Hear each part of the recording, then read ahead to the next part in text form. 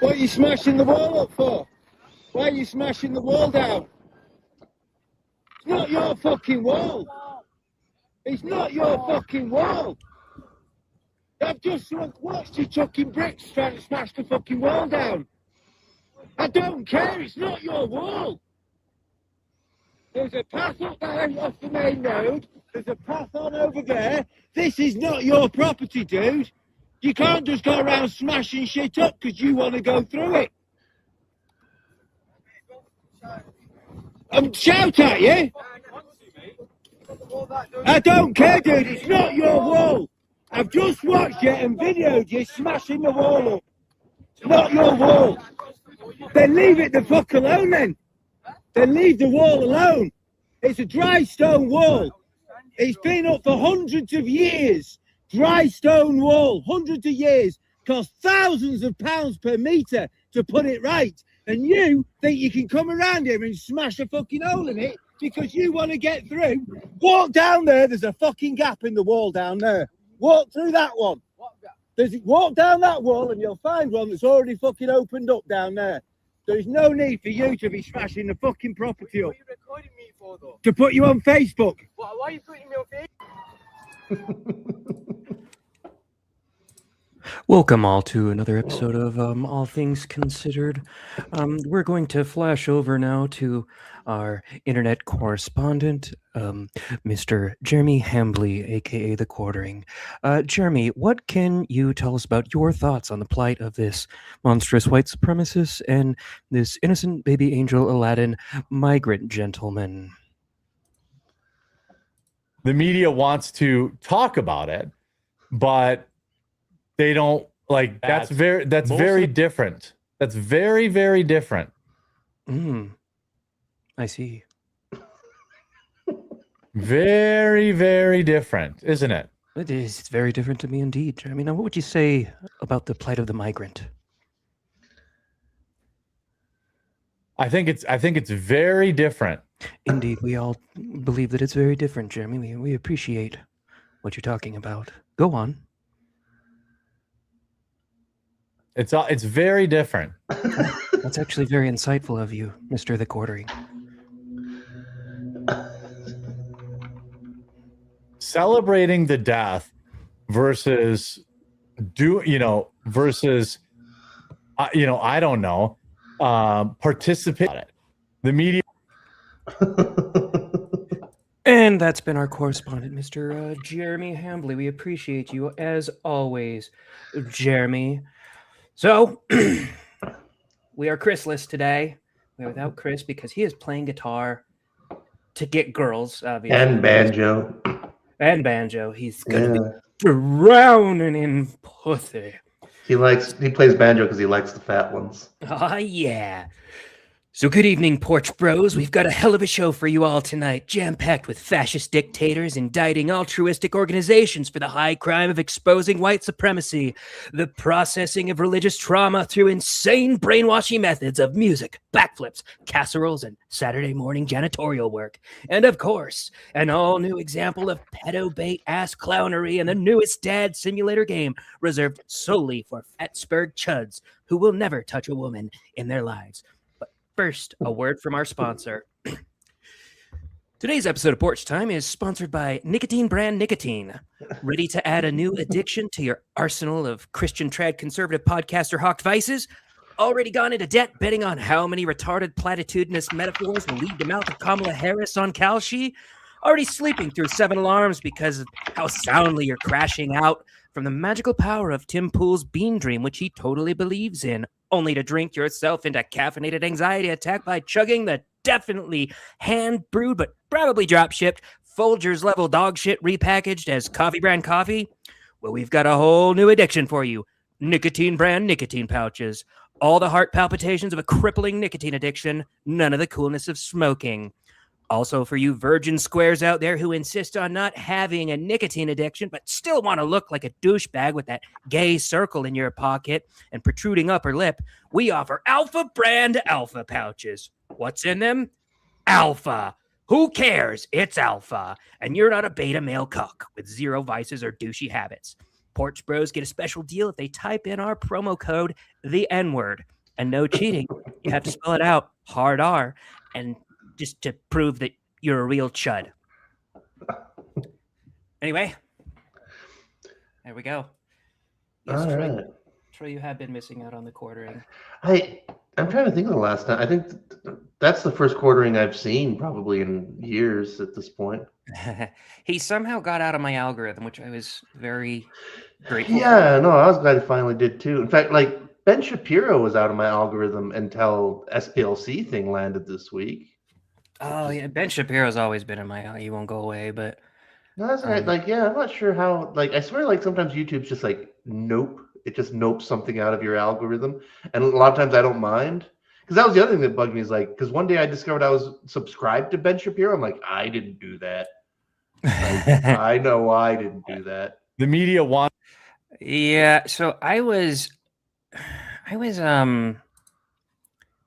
Speaking of fatigue, I didn't have the quartering in my algorithm for the longest time until I don't know. One day I just got one of his stupid ass clips and it pissed me off. So I was actually looking around for somebody who was shitting on how horribly boring he is, right? So I don't know if you are you familiar with Kino Casino at all? I saw that one thing you sent. Yeah. So there are a couple of, I mean, were you familiar with Andy Worski before? A bit. I Yeah, mean, I so remember. He had his whole cocaine crash out where he, became a junkie Oh, and stuff. is that like what that. happened to him? Yeah, he got big into drugs, but he's super clean now, I guess, and all that shit. But He did the Steve-O arc in just 2 years. he did the Steve-O. They told him he couldn't be in Jackass 3 if he didn't clean up. But anyway, it's him and this fat dude, PPP. I think he calls himself Power to Truth. I don't know why that's 3 Ps. I haven't dug into the lore that much, but I found them because they were shitting on how boring the quartering is. And then that eventually led into a lot of drama where they were calling the quartering a cuck. So really all they do is they do internet drama, and it's pretty hilarious to watch. Like, I remember, like, the quartering popped up. What was it? It was many years ago when, like, there was that whole something. There was something in the air. And I know that he hopped onto it because his whole thing was that he had been on the professional Magic the Gathering tour. And he was, oh, that's right. It was just wokery in general. And Yeah. Magic the Gathering was getting woke. And he had a whole thing about how, like, there was a bunch of convicted sex offenders, and the people running the pro tour weren't doing anything about it. Oh, Chris is saying he got punched? Whoa! Oh yeah, that's right. He got punched all the way back in the day. But like that was back when it was like because his content was content because like he actually knew a lot about the Magic the Gathering scene. You know, it was like kind of like just mildly interesting to me. I'm like, oh, because like I don't, I played that game back in the day, and I was like, oh, I had no idea that the Magic Gathering scene had turned woke and had predators. I'm like, oh, this is interesting stuff. And then like he turned that into a career, which was like the saddest thing because like he knew about the Magic the Gathering tour because he'd been on it, but he doesn't know anything about anything else. No, he doesn't. But he's like 6 years later, and like I mean, we make the joke all the time that like if you watch the first 10 seconds of a quartering video, you've learned everything you're going to learn in that video. I'd say that about Tim Pool. Quartering, I'd say you just read the clickbait title and you've learned everything. Yeah, that's true. He is, and the unfortunate part is Tim Pool is at least articulate and knows how to spaz out, and that annoys me. But he can speak. He can act intelligent and well informed. Jeremy just like I don't know. He doesn't know anything about anything, and he's so not an entertainer. It's embarrassing. Anyway, I was gonna show you this clip from. So, Ethan, what's his face? Ethan. It's not Ethan Klein. Yeah, H3H3. He likes these guys because they are shitting all over iDubbbz too. Anyway, he got in on this quartering thing, and I want you to. I think this is the right clip. Sorry. There it is. Okay. I think this is the right clip. I'm going to try it out. the opposite of what they want. No. Before we watch this intro, I think it's important to keep in mind that this is the follow-up of all the threats of Jeremy being tough guy all across the internet saying, I have the power to get you banned. This is how they respond. We're still here, Jeremy Hambley of Wisconsin. You cuckold schmade flag it. So hold on. Okay, did you hear what he just called him? Say do it again. Okay. I'm gonna go back just a little bit. You gotta hear what he calls it, and then because Ethan has been watching it to this point and talking about how awesome these guys are, how hilarious they are, and how entertaining. Because PvP is like genuinely an entertainer. The more you listen to him, the more he sounds like a kayfabe wrestler. Like he's very talented and he's a pretty smart guy. So just Jeremy, to give you a little bit of backstory, the quartering, he's in kind of deep shit right now because one of the things they uncovered, or kind of, it's still alleged, is that he hangs out with this guy who is a bull, right? And he hangs out with him all the time, and they come home, and that guy is confirmed as a bull. He's constantly looking for dudes' wives to fuck and stuff like that. So that's confirmed.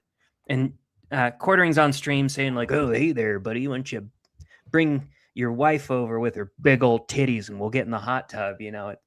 So people are thinking that Quartering is getting cucked by this guy. They call him the Jew Bull because he's a Jew, and he's most likely fucking the Quartering's wife. Anyway, they got onto that. Quartering jumped on and warned people that like, "Oh, your channels are going to get taken down," and then the next day it did, which is the cardinal sin among content creators, you know, is flagging their things. So he is flagging them. So then PPP calls him this, which is hilarious. And just listen to Ethan's response to it and tell me what it reminds you of. This is how they respond. We're still here, Jeremy Hambley of Wisconsin. You cuckold schmade flag it. So hold on. You got your Hold on, pause it for a second. So he called him a flaggot for flagging his videos. And Ethan has been laughing at this the whole time, talking about how awesome they are. Just tell me what this response makes you think of. So obviously, as we've pointed out, these guys are extraordinary trolls. Now, I don't know why that means they got to use slurs and be homophobic. Oh, I think PPP, you'd be just as funny without saying the F slur. You know, you don't need it. You're a funny guy. Yeah. Right? But there's lots of that. We bleeped it all for obvious reasons. But because on one hand, I'm being very complimentary toward them, but I want to make it clear also that I don't know why y'all got to be like stuck in middle school with this. Just, you know, you don't need. And what does that make you think When of? did he turn gay? He's been gay for a long time. Oh, I guess. Did he lose his sense of humor with all that weight? I guess so.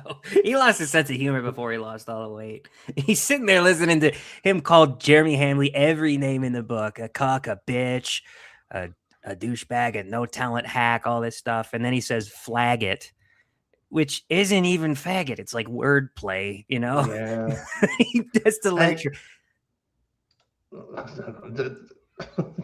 Yeah, I'm so tired of it. Like, get a fucking life. I mean, anybody who's like, if you are a grown-up and you have that attitude, I just kind of wonder, like, how do you not get it? Like, because, okay, Ethan, you're not opposed to insulting people.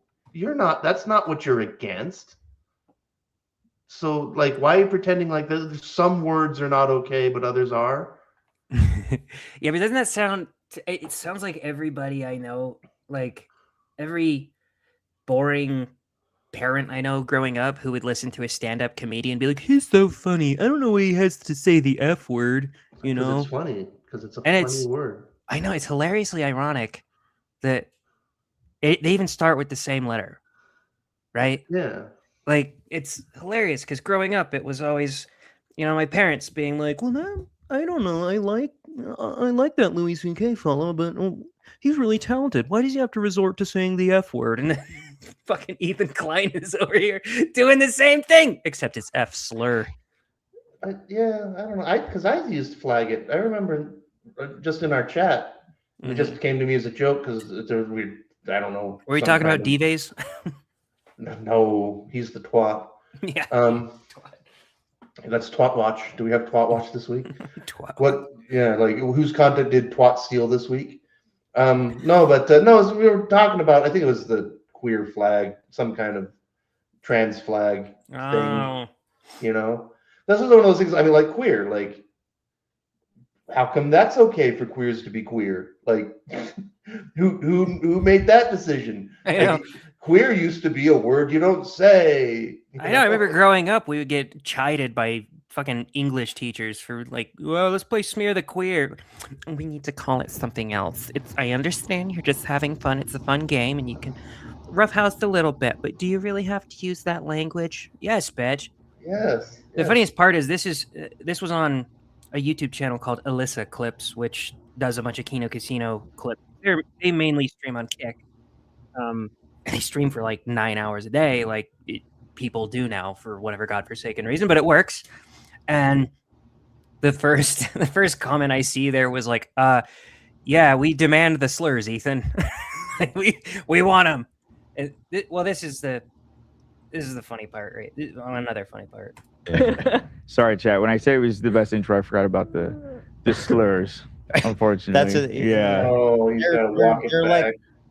like, again, they're like 4chan, Kiwi Farms types of dudes. This is kind of what you expect, unfortunately.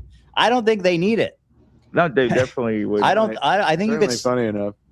You're funny enough, and gosh darn it, people like you. And also, I don't think the people on Kiwi Farms who watch your show and like it and be like, I expect one F slur per every 10 minutes, or I'm turning it off. Mm-hmm. Like, everyone's fine. I'm assuming. Yeah. They'll be fine. And that was where the comment came up. It was like, we do demand one F slur every 10 minutes. Like many years ago, I haven't talked to him in years. He's one of my dearest friends that I lost over woke shit, and like he's totally performatively woke. Like I know that he doesn't actually believe a lick of it, but I remember, like we were roommates at the time. This was, I don't know, almost 10 years ago. And he's like, "Oh, hey, what's up?" And I'm like, "Oh, I'm kind of sad today because I found out that the sassy fag at work is bad mouthing me in Spanish behind my back." He's like, "Why do you have to use that word?" And I was talking to him like, "Okay, first off, so this guy used to wrap his Christmas presents, like including like he would give Christmas presents to his Mormon mom. He wrapped them in pornography because he thought it was a funny joke."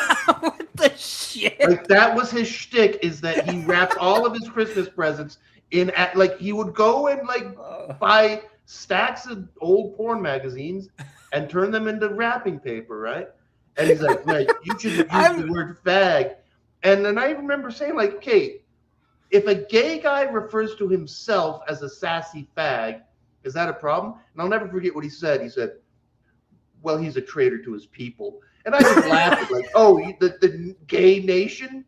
What would be the gay version of an Uncle Tom? It's just an Uncle Tom. It's just Auntie Tom. Uncle Tommy. But it's just like, because it was just on top of everything else, like, I mean, if he had been even sincere, but like I knew for a goddamn fact, like this guy enjoys dirty humor. He he's no PC guy, but like he was just totally performatively doing that. But yeah, I just remember like I still had to laugh about it, the gay nation. I'm like, you realize you sound like you talk about it like you sound like a Nazi. Like, well, we have to preserve our people, the gay people. Like, dude, what do you think this sassy fag is hiding homophobes in his attic or something? Yeah, it was also just this guy was also just kind of funny because like he was funny for two reasons. Number one, he was super duper obviously gay and totally like in the closet about it, and we're like, "Oh, just get over it." The other thing that's funny is because like he was obviously a Mexican, and he had like a thick Mexican accent, and we'd always be like, "So where are you from, Jose?" He's like, "San Diego." No, you're not. Like, who do you think you're fooling? But that's the other thing, because Jose was one of these guys where like for 2 years we worked with Jose. And then one day they're like, hey, there's a new employee. Here's Carlos. It's like, no, that's Jose. But like, nope, that's Carlos now. Wink, wink. Because Jose's social security number turned out to be stolen. So now Carlos, wink, wink, is the guy you're working with. Like, but so like, yeah, he's hiding two things where he's like, yeah, number one, you weren't born in San Diego and you're gay, that's fine. But like, he eventually came out as gay, but he never came out under his real identity as far as I know. Did I tell you about he wasn't a companion of mine, he was a district leader. He was a really nice guy. He was Brazilian. He was from Rio Grande do Norte. And he was so obviously gay, very effeminate dude. And I'm pretty sure I've said it on here before, but I remember he messaged me like maybe a year after I got home from my mission. And he was like, just telling me, Elder, I wanted to tell you something important. I was like, yeah, what is it? He's like, so gay. And I was like, okay. He's like, you are? He's like, you're not bothered by that? I was like, no, it's fine, man. You do your thing. And he's like, you're not shocked? And you never know what to say to that person when they're not. You're not sure. No, are you not self-aware at all at how effeminate you are? You have a lateral lisp, buddy. For our listeners, when he says so gay, so is Portuguese for I am.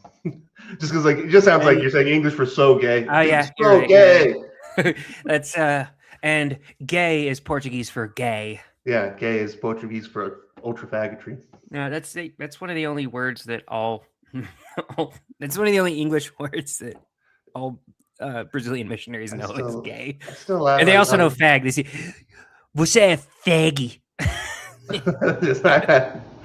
I just remember we had a missionary from El Salvador, and we were driving on a P day somewhere. We were all in a car, and we were shit talking other missionaries, and we were shit talking some American elder, and then the Salvadoran guy goes, "Yes, and he is a gay," and we're like, "No, he is gay, not he is a gay." Like we're like, if you're gonna speak English, you gotta do it right. They'll do that in Portuguese though. They say, "Ele é gay." Yeah, no, you have to add the article. Yeah, he is a gay. No. Say he's a gay, or gay is a verb and a noun in Portuguese. It's not even a Portuguese word. It's awesome. We can segue into some gay Mexican shit. Gay Mexican shit. That I have to talk about. Let me share my screen. Go for it. Have you got the city counts, my sharing? Have you got the Sharematron? You know how to drive that? Yeah, hang on. There we go. This is my representative in my city. I live in her district. Misconduct, huh? Misconduct. It gets slightly hilarious. Where's Mr. Conduct? Lopez put her hands around my neck, pushed me against one of the pillars, so my back was against the wall. And so they don't have the whole quote. Tribune put the whole quote, but she said, the only reason I still fuck men is because a woman hasn't shown me what I really want. This is the accusation. And so she's a gay LGBT. So like, I don't know if you remember, like back in January, I in the group I shared, because this same, I can look it up, but I won't bore everybody. But somebody replaced somebody else on the city council, and they had an article where they're like, "This is the gayest, most femalist, most Latina city council ever." And then I remember. Yeah, and it's like, well, here we go. This is our gay Latina female government. Well, she put her hands around another woman's throat, so it makes it even more lesbian. Yeah, exactly. No, but so like 4 different women, although one is non-binary now. Oh. That's things like I was confused. Like the Tribune article said like 4 people accused her. I'm like, why'd they say people? And then I'm like, oh, because one of them is non-binary. But no, it's 4 chicks. So one thing about this is that, like, if you read the whole article, it's corroborated in that, people have come forward and saying, like, we were told, the victims talked to us about this, at the time. This isn't like the allegations against Trump or Brett Kavanaugh, where like there is no corroboration. Like this one actually has corroboration, but she denies all charges. But I was just like, it's like I didn't vote for her, obviously, but my joke is like, well, I went to the voting booth and well, I'm Latino and I'd rather have sex with women than men, so we're basically the same. And so I wanted to vote for someone who represents me and my values. But yeah, that's just hilarious. Like, oh, and she's from South Idaho, so she's actually one of your people. Ah, fuck. Wait, how old is she? I probably went to I have school no with her. Maybe. Have you ever been around somebody the first time they find out like the domestic violence stats on lesbians? Oh yeah. No, like, well, they don't believe you when you tell them like that. Yeah, like the most violent relationships are lesbian relationships. Well, it's not even just like I've only told a couple people about it. It's only when it comes up, which isn't super often in everyday conversation. But I remember one dude like saying, "Dude, I found out that lesbians commit the most domestic violence, like highest percentage of any type of relationship." I was like, "Yeah, you knew that?" I was like, "Yeah." He's like, "Why do you think that is?" I was like, "What do you mean? Why do I think that is? Like, who teaches women to never hit a woman? Like, who does it? Like, contrary to feminist beliefs and contrary to Reddit brain fallacy callers who think that the no true Scotsman fallacy is always fallacious. I've been told about 1,000,000 times growing up that no real man hits a woman. Like, feminists think that men don't hold men accountable, but I don't know. Have you ever been around men when they find out that somebody that they know like kicked the shit out of his wife? They're disgusted with that guy. Yeah, no, like if they see it, they intervene. If they know about it, they call the police. Like, no, I mean, this is just one of the. I don't know. Have you got clips of Alyssa Grenfell? But this whole idea that rape culture, all this stuff, like men don't hold men accountable. Like, yes, they do. It's called the police. It's called prisons. It's called jails. It's called ostracizing people. It's not like, that stuff doesn't. Nobody goes for that. But of course, that's the other thing. Like everybody knows. Like, I mean, they do that. They've done that study. They do those videos.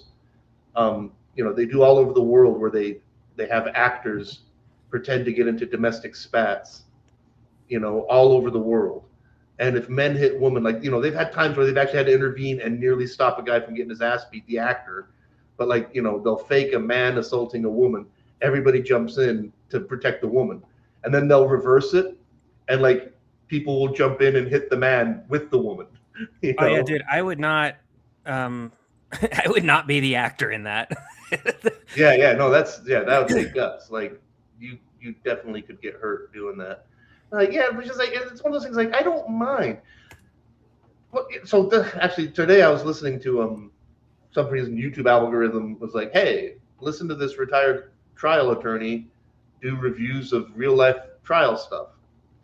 And so I listened to a bunch of trial stuff from there was a trial in Utah where a lady lured a man from California, her son-in-law, so that her daughter and her son conspired to murder the daughter's husband.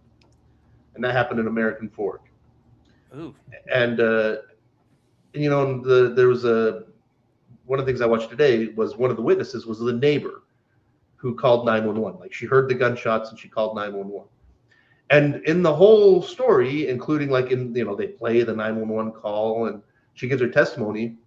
And the entire time she's assuming, because she knows that like she talks to her neighbor, which is the mom who conspired to murder. And she said, well, a couple of weeks ago, she said that the daughter and the husband were going through a divorce or were thinking of getting a divorce, And so the whole time the woman's like concerned that the guy did something to the woman. And like, and if I were like inverse of feminism, I'd be like, well, see, this just shows like, but no, that makes sense, right? Like, it's more likely that in that situation, it's more likely that the man did something to the woman than the other way around, And so like, I don't think that like it's, ingrained cultural misandry that this woman just assumed that the man was the perpetrator when he was actually the victim. Like, no, that's you can make that assumption, you know, and you were wrong. If I asked, I don't know, if I asked any random woman, like, okay, you have to be alone in a padded room for 24 hours with any random man or any random woman, what do you choose? If she chooses any random woman, then I'm not going to be insulted, you know. I'm gonna be like, well, yeah, I would too, I guess. I don't know. But also, I was like, that's the thing, though. I was kind of thinking about, like, hang on a second. Like, just last year, a lady in Cottonwood Heights shot her husband in the head as he slept. A couple years ago, that lady's ex-wife murdered her husband's new girlfriend at Christmas time in front of her kids. That we just had the Corey Richards case where she poisoned her husband to death, and it's like, you know, actually, like, there's a shit ton of women murdering their husbands just even in Utah, you know. But like, in the feminist zeitgeist, like, no, that literally never happens because of patriarchy and misandry. And no, it turns out women are perfectly capable of being evil, you know. Like, but I would never ever pretend like, well, is male violence against women more likely to be deadly? Yeah. Like, yep. It's like, I'm not gonna pretend that I know that pit bulls bite more often than chihuahuas, but I am going to tell you that I'd rather be bitten by a chihuahua than a pit bull. Yeah. I was thinking, like, when you were talking about lesbians fighting, I had the image. We need to have AI do a sketch of Brazilian lesbians, and they're just smacking each other with their flip flops. Yeah, they're just throwing chinelos at each other. Chinelos, yeah.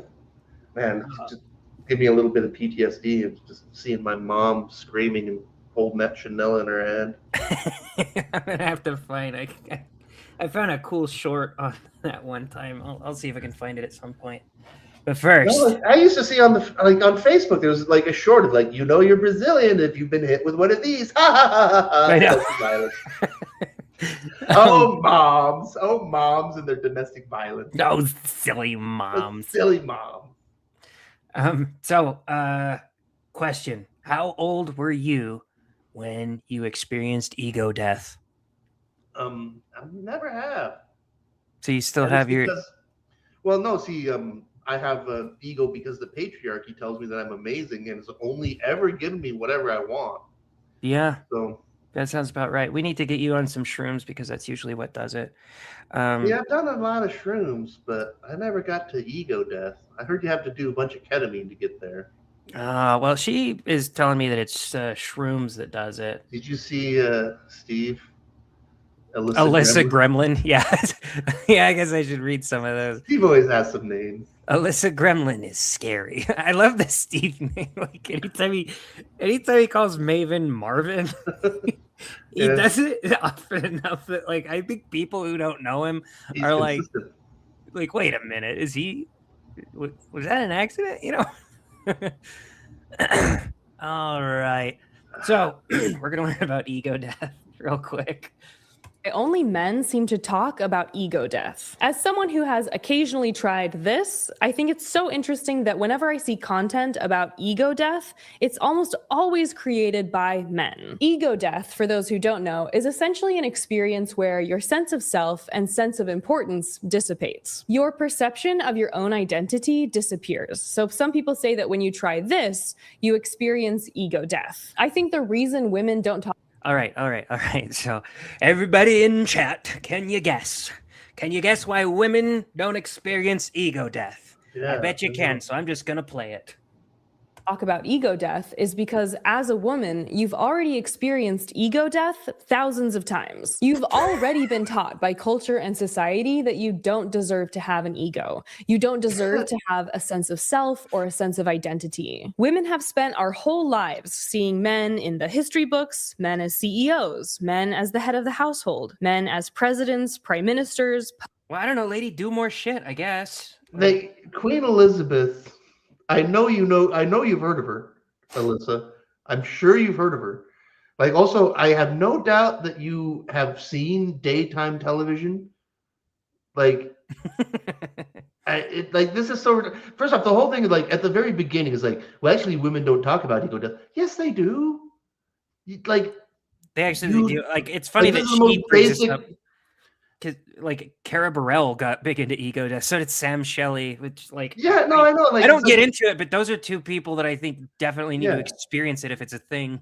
So she just kicks it all off with like just completely false premise, like, well, women don't experience or talk about ego death. Yes, they do when they do their drugs, like everybody does. Steve, they don't have egos; they are our slaves.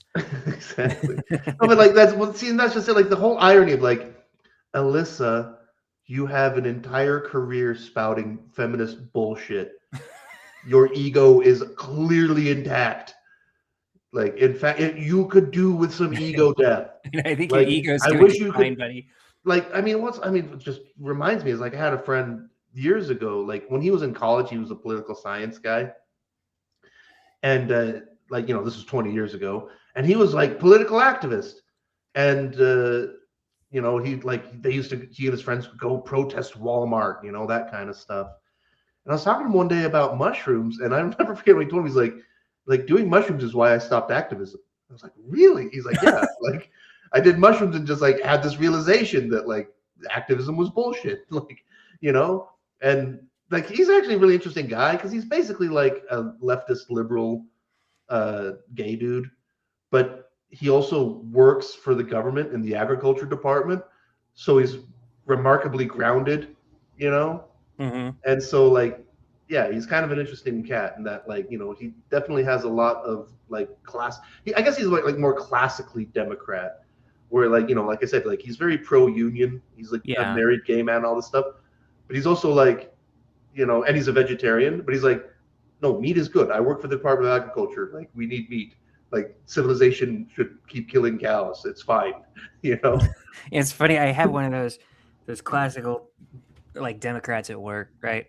And like, so Idaho's a right to work state, and we do have a union, but like, you can choose whether or not to pay dues. Like, they still have to represent you and stuff. So you still get like all the the only thing you don't get if you don't the pay right dues. to union state. Yeah, I know. The only thing you don't get if you don't pay dues is sometimes they'll give out hats and shirts. I was gonna say you don't get the Christmas card and the newsletter. Yeah. So they got the union shirts, and the classical like blue dog Democrat guy is our union rep in our small little trailer, and he's asking, it's us, the Radcon and the electricians in the trailer, and he's asking around, and I wish I could have narrated it for him because he's asking who pays dues. He looks at me and he's like, "Are you a dues payer?" And I was like, "Do you think I'm a dues payer?" And he's like, "No." And then he looks over to that electrician. And he's like, "Are you a dues payer?" And in my head, I'm like, that dude, he shows up to work like maybe 60% of the time. He's definitely a dues payer. Are you a dues payer? She's a lesbian who shouted at me that the definition of gender is a social construct. She's definitely a dues payer. Oh, you can tell. You can always tell the dues payers for sure.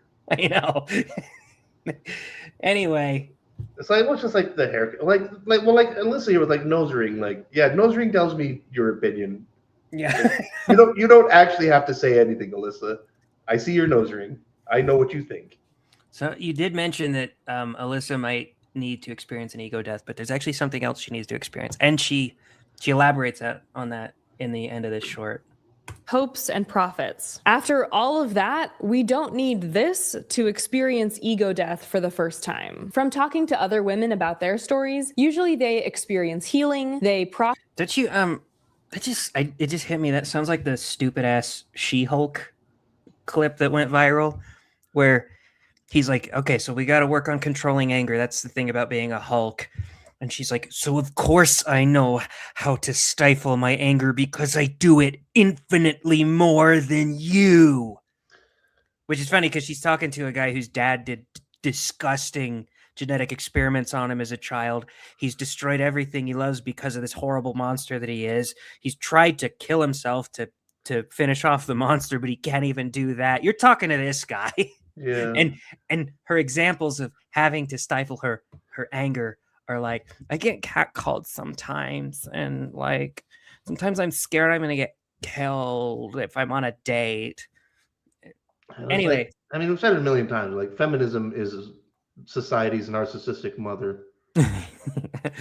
so this is what Alyssa needs to experience, and Mormon women in general, well, American women in general, living under a patriarchy. Process and visualize their trauma, and they experience connection. When I tried them for the first time, I actually feel like I experienced ego construction. I felt more confident in myself, I felt more creative, and more at home in my own body. Women don't need their egos to die. Maybe they need them to finally grow. This is my theory for why only So my problem is that I'm too humble. That's no, exactly. No, it's just like my borderline sister says.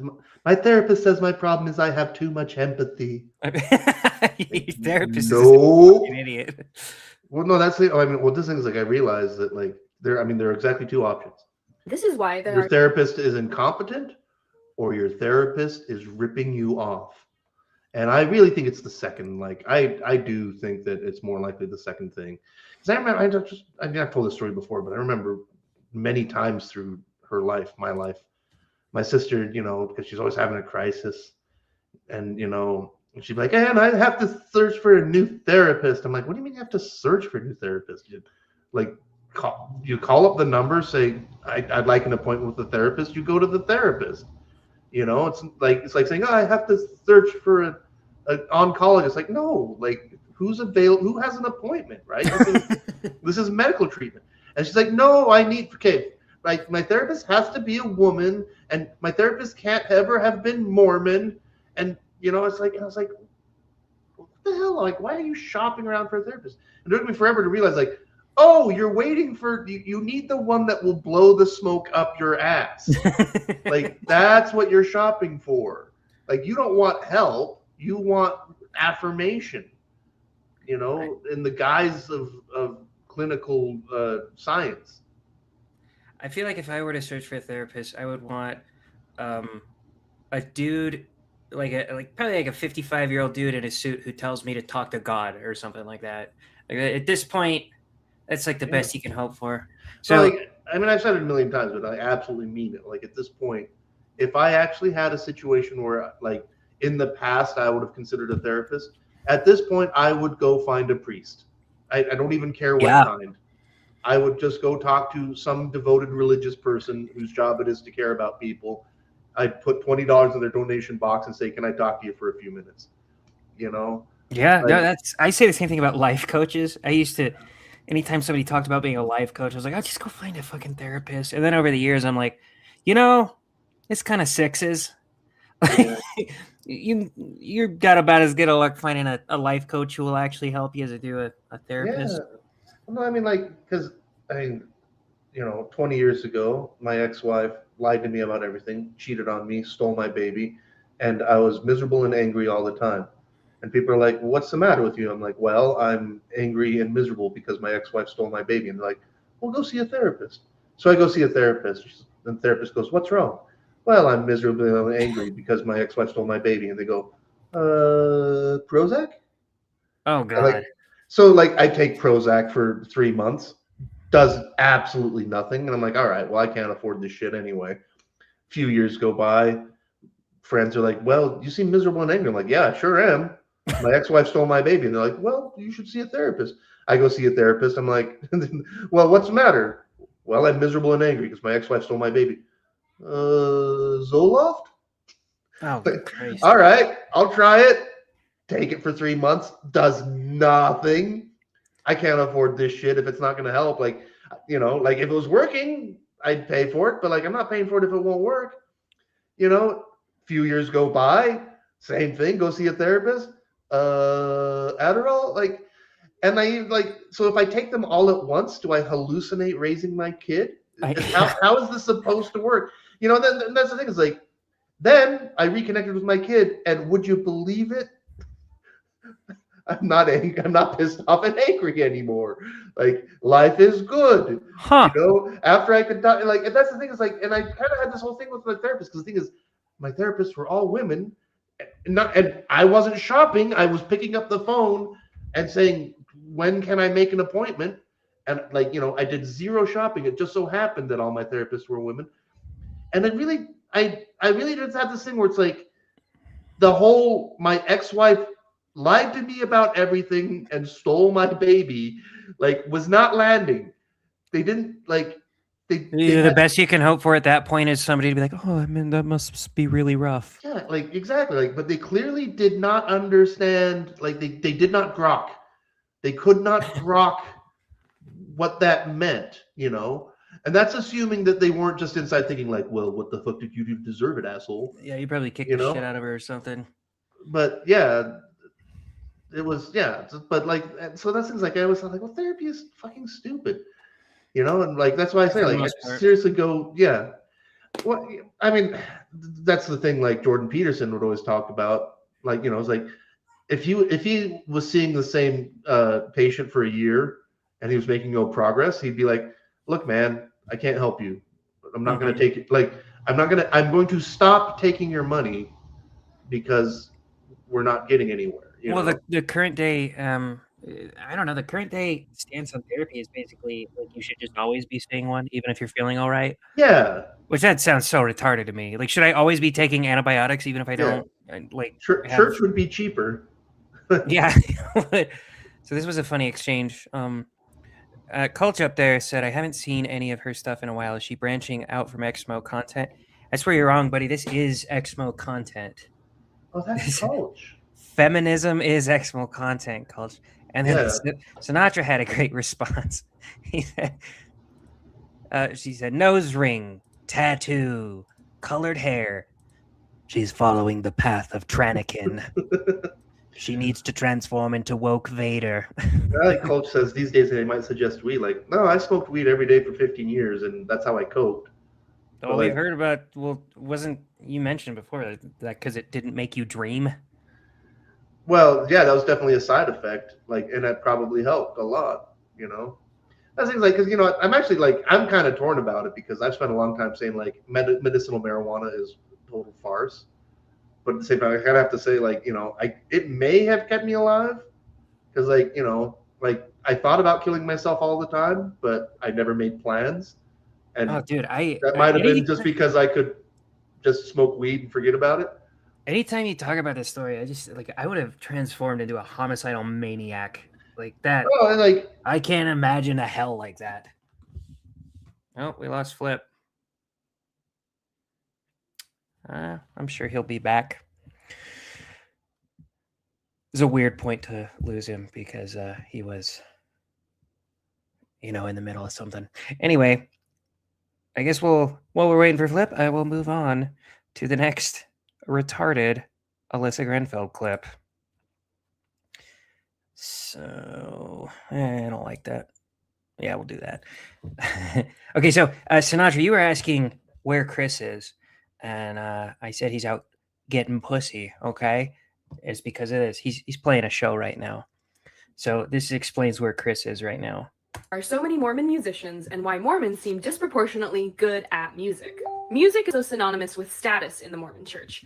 In my opinion, music is actually more impressive than being good at sports or being good at painting or a lot of other forms of showing that you're talented in some way. So many men at BYU learn to play guitar because they know that it will help them find women who will date them. So in the same way most communities have a way to kind of keep up with the Joneses, being good at music is basically cultural currency. Music is also deeply embedded in Mormon worship services. And I've been to churches where they have bands and there's someone in the front and the congregation just kind of quietly sings along, but there's either someone playing a music from the speakers or a live singer. Mormonism doesn't have any of that.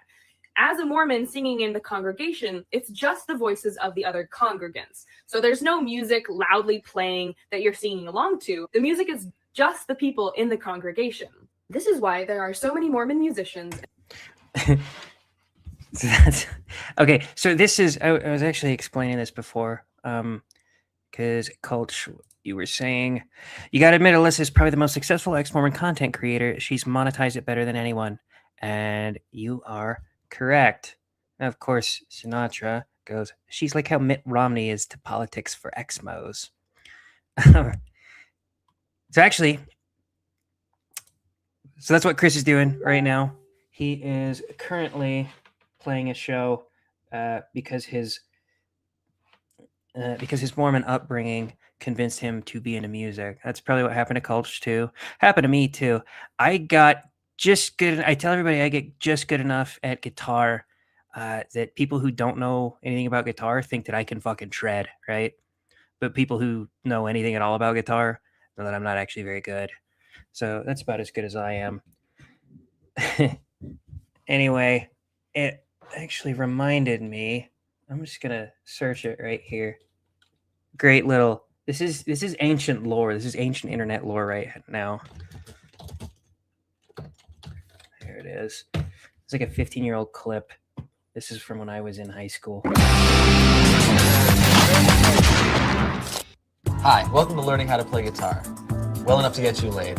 Volume 1. There are literally thousands of chords, but only 4 of them are needed to play Wonderwall. So let's get started. Where's my pick? That's right, it's in my wallet. Lesson number 1, always keep your pick in your wallet so it seems like you love guitar enough to be ready to play it no matter what. I felt like such a douche when I watched this because when I watched it, I was carrying a pick in my wallet. I was like, oh man, I'm a douche. Let's learn some chords. This is E sus4. Come in. This is B7 sus4. This is D and B sharp. Lesson number 2. Always play a popular song like Wonderwall so you don't have to sing or learn the words. Wonderwall was very popular back then, just so everybody knows. Today is gonna be the day that they're gonna throw it back to you. By now you should somehow realize what you gotta do. I don't believe that anybody can feel. Lesson number 3. Take a break from playing and just tap on the guitar. It's easy and makes you look multi-talented. I said maybe. You gotta be the one that saves me. And after. Lesson number 4. Play a lot of muted strings when strumming like this. Open strings like this sound really pretty. Relax, ladies. There's enough of me to go around. Okay, you now know enough guitar to get you laid. If you have time in between your massive sex sessions, feel free to learn more chords. And this part of the video is a shout out to Kevin. Sorry, Kevin. If you like this video cassette, you'll love learning the bass and not getting laid. That was free falling, I think.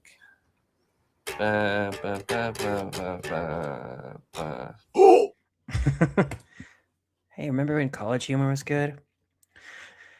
Anyways, so no, you guys were talking about Alyssa up there, and I've decided that the anatomy of an Alyssa Grenfell. Oh, your video gone?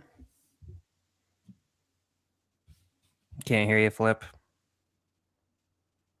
You are not muted on StreamYard. I'll tell you when I can hear you. I'm gonna talk. Yeah, bass is cool, Risto, but you're not a chick. Yeah, we can't hear or see you. Just so you know. Yeah, I can hear you now. Why can't this shit work? Well, I'm tired of this crap. That's how it be.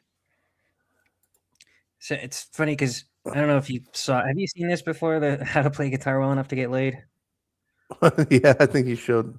Yeah, I did. And the ending is, if you like this video, you'll love how to play the bass and still not get laid. And Risto in the comments is like, the bass is cool. I was like, yeah, you just proved the point. Who are the coolest bassists? I mean, Geddy Lee for sure is one of the coolest ones. I like Flea, but nobody likes the Chili Peppers but me. Yeah, see, okay, Cults likes the Chili Peppers.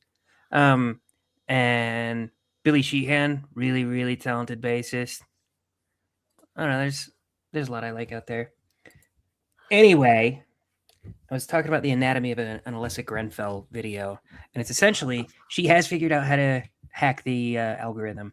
Best way to hack it is apparently she will take a trait pretty universal to all humans and then pretend that it's uniquely Mormon and then sort of tangentially tie that to her foregone conclusion that this is caused by Mormonism, because there's that one. There's also, I can find, she's got quite a few of them. I went through, I was going to try to find,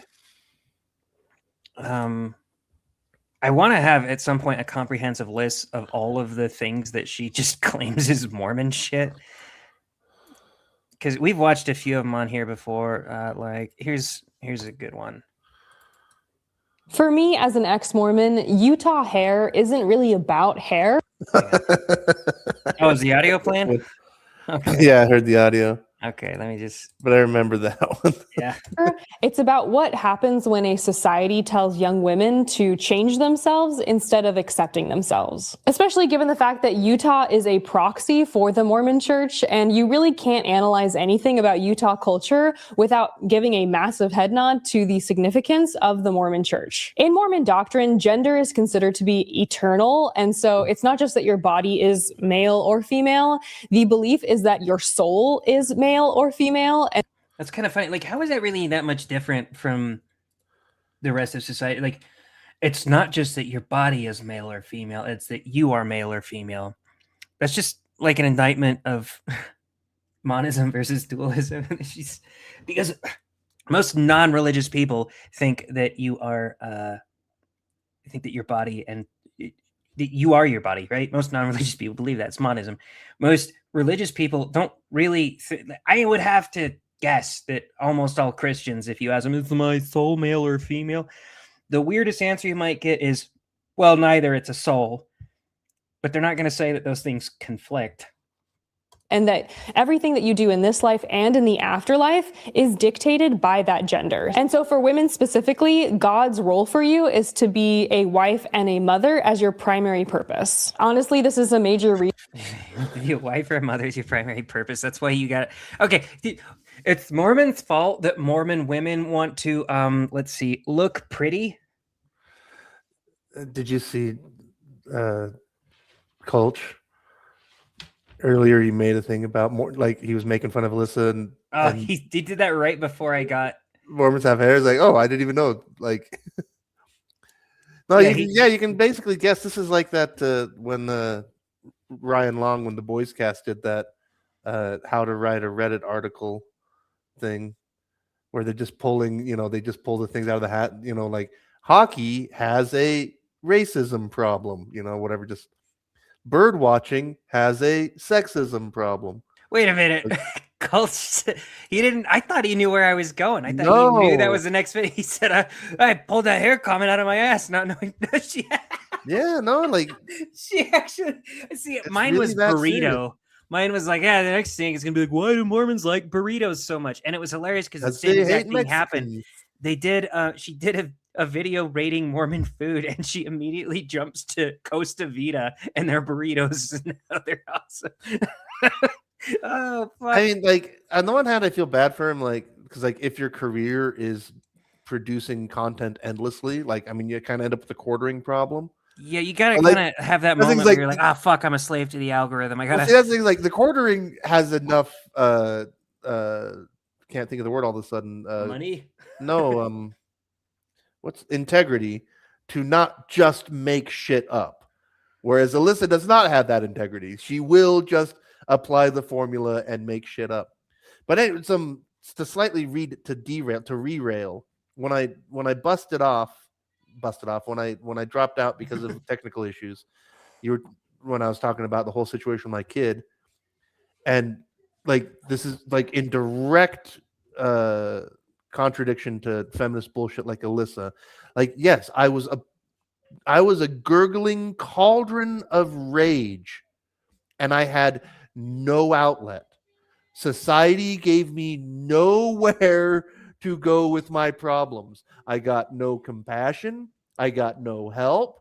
Like, if you are a battered woman, there are endless shelters you can go to.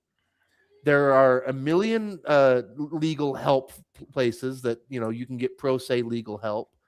You can go on TV and Oprah will hold your hand and cry with you, But like for men like me in my situation, there's nothing. And if I go out in the road and just scream, I'll get arrested, But like in Alyssa's retarded feminist world, she thinks that like, no, all I get is affirmation. It's like, no, bullshit. Oh, I know. Like, It's every time I watch a video like this, I'm just like, what fucking world do you live in? Especially since, like, stuff like the hair. She talks about how this is all to appeal to men or whatever. Like, one of the biggest complaints of the girls in high school that I was in high school with, they're like, my boyfriend, I got my hair done and he didn't even notice. yeah. Like, it's not an appeal to men at all. Yeah, exactly. It's trying to look more attractive, but you're doing it like in competition with other women or for their validation or whatever. Because there's a certain amount that you can do that appeals to men. There's maybe a moderate amount of makeup that might appeal to men, a moderate amount of time spent on your hair or looking presentable or whatever. But like, it's very moderate. Yeah, no, like women could dial all of the cosmetology stuff down by 90%, and men would just go, "Oh, good. Thank God you no longer take 2.5 hours to leave the house." You know, like, and I'm still attracted to you. In fact, I'm more attracted to you because you didn't spend 2.5 hours getting ready to go to Walmart. You know, Hell yeah. that's one thing. Like, I mean, with my ex-wife, and I was young and autistic and just didn't understand. But like, because I worked real late, like like I was just off my mission, and I was like delivering pizzas, and I'd get home at 2 a.m. and she'd want to go to Walmart. I'm like, yeah, that's fine, that's when we can shop. Like, I'm home. And then she would curl her hair and put on makeup, and I'm like, we are going to Walmart at 2 a.m. and I'm already married to you. Like, what are we doing? Oh, you gotta marry someone who was a tomboy in youth, because Morgan was a tomboy up until about high school, pretty much. And when I first saw her, she was in like a baggy theater T-shirt, and she's very feminine, obviously, but I don't know. She'll pretty herself up and stuff, but it does not take very long. That's Yeah. an avenue that is very nice. Yeah, no, exactly. Like, yeah, that's the thing. Like, my ex was very into doing all that stuff, which is like, and I was like, what? Why? What are you doing? And then that thing's like, oh, you want other men. That's what I found out. That's what I found out. Okay, maybe it's not the tomboy thing. Maybe it's the marry a woman who doesn't want other men. And I don't know how to tell you if a woman wants other men. Oh, I do. Like, that's bring back Jordan Peterson. I remember watching something he said where it's like, when you're being cheated on, it's so obvious. It is so obvious. And that thing is like, yeah, it is obvious. And I was in total denial. Like, I even had even my friends and family were coming to me like, you worried at all about your wife hanging out with those guys all the time? I'm like, oh, they're my friends. I trust her. Okay, yeah, that's and but it's really true. Like, yeah, when you're being cheated on, but yeah, it's like you're just I was in a denial state. Like, part of it was like you just don't want to face it, but also I was just incredibly naive. I'm like, well, why would she do that? Like, why wouldn't she just, like, if she's not happy, she can talk to me. Well, not when you have a cluster B personality disorder, you can't. I mean, you could, but you won't. Well, no, yeah, that's things like, well, that's the thing. She did the "I hate you, don't leave me." That's what I got. Yeah. All right, I gotta go. I'm gonna grab a drinky poo and be right back. Okay. So what else does everybody think Mormons are into? Because I got a couple more things that Mormons are definitely into. Guess what? Mormons are into Disney. Why do you think Mormons are so into Disney? What could it possibly be? Could it have anything to do with your first immediate thought that Disney is family-friendly cartoon entertainment at a very high quality that is, pretty affordable? Is it that? Is it that? Maybe. Disney adults, but have you ever noticed just how many of them are Mormon? This is not just a coincidence, and there is a Mountain Kingdom-sized mountain of evidence to connect Disney and Mormons. We have one of the most famous Mormon influencer families naming their new baby Disney. We have That's embarrassing. That's not a thing. Oh, the Mormons should excommunicate that person. Culch says, I was gonna say Mormons are into the aquabats. Are they? I don't know. I seem to remember liking the aquabats, but I don't know. Have Dancing with the Stars being dominated by Mormons. In the 60s, 70s, and 80s, Disney hosted something called Mormon Nights, where they would close the park early for regular guests, and then only Mormons were allowed to come, and they got discounted tickets. Even one of the primary developers of Mickey Mouse was Mormon, so this rabbit hole goes pretty deep. Google Trends also reveals just how much Mormons love Disney. Of all of the 50 states, Utah has the #2 search volume for Disney, which means It's actually really obnoxious. Okay, I'll agree with her a little bit here because Mormons are a little bit too into Disney. I remember when I married Morgan, I'm at her house for that first Christmas that we were married. We're in St. Louis, and my brother-in-law, who was probably like 14 at the time, I was going to go to the mall to pick Morgan up a Christmas gift, and he wanted to go with his friends to the mall, so I was going to take them.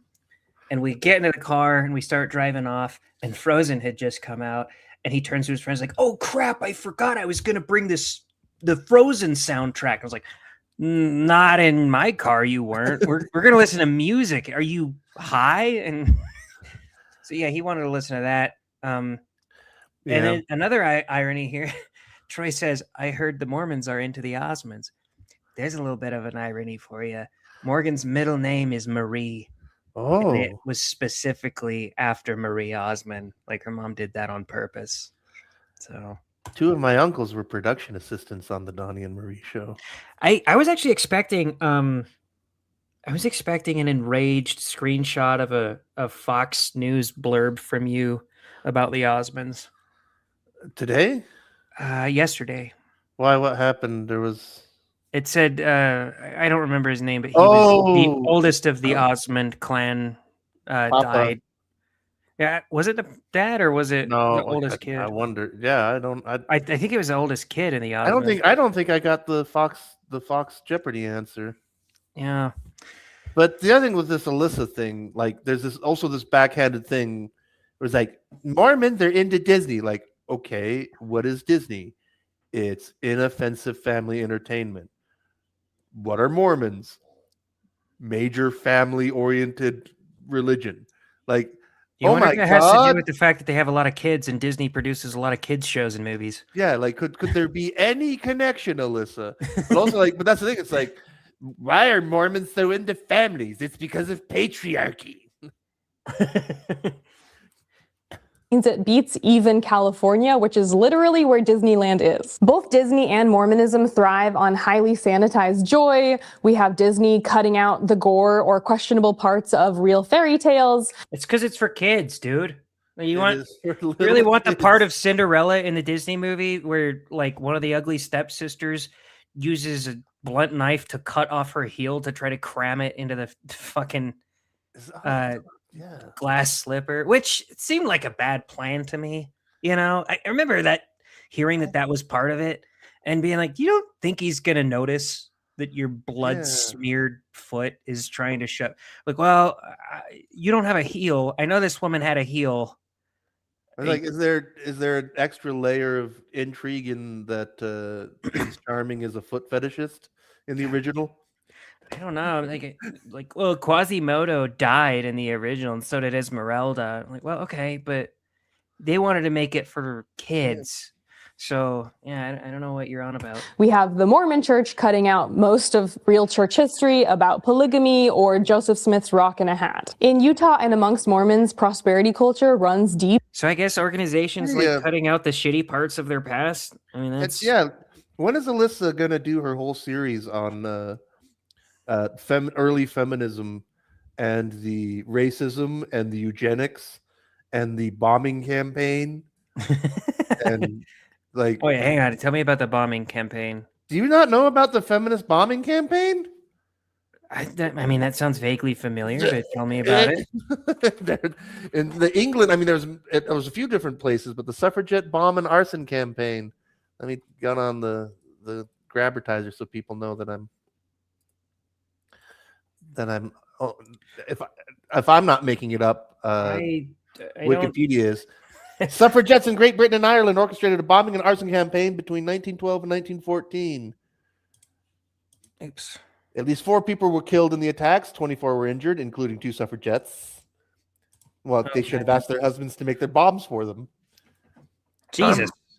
Yeah. So this is one of those things where it's like, yep, nobody knows. Nobody knows about this. But yeah, early feminism was a radical, violent organization, you know. Also, like, because I talked about her before. What's her name?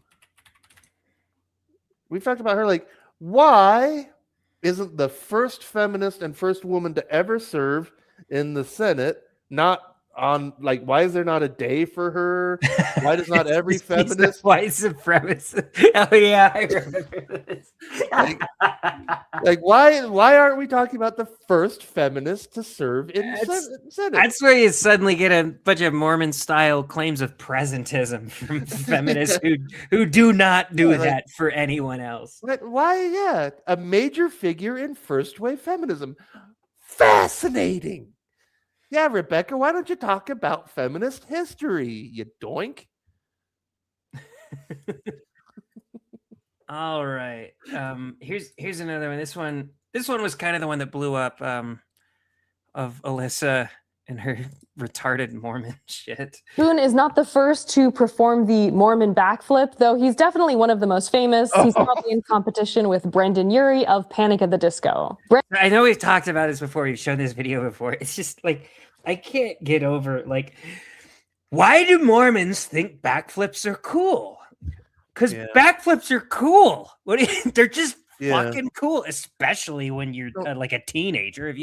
If I could do a backflip, I'd have been doing it all the time. We could create a whole genre of feminists being like, who thinks, like, I mean, I know we talked about it before. I know it was in the group. I don't know if we ever talked about it on the show, but in like some Mormon group, some feminist lady posted like a dating app profile of a guy, and he's holding a fish. He's fishing and he holds a fish. And it's like, why did men think that women are into this stuff? Like, I know. Ordinary women, like women without personality disorders, they like men with skills. They think that skills are good. They like men that try to improve themselves and accomplish things. Like that's actually something that is admirable and not something to be shit on, you crazy bitch. Charles says Frozen was the worst era for not being into Disney. That was one of the first things that like really cued me into Jordan Peterson is his criticism of Frozen, because it was pretty spot on. It was such a shit narrative.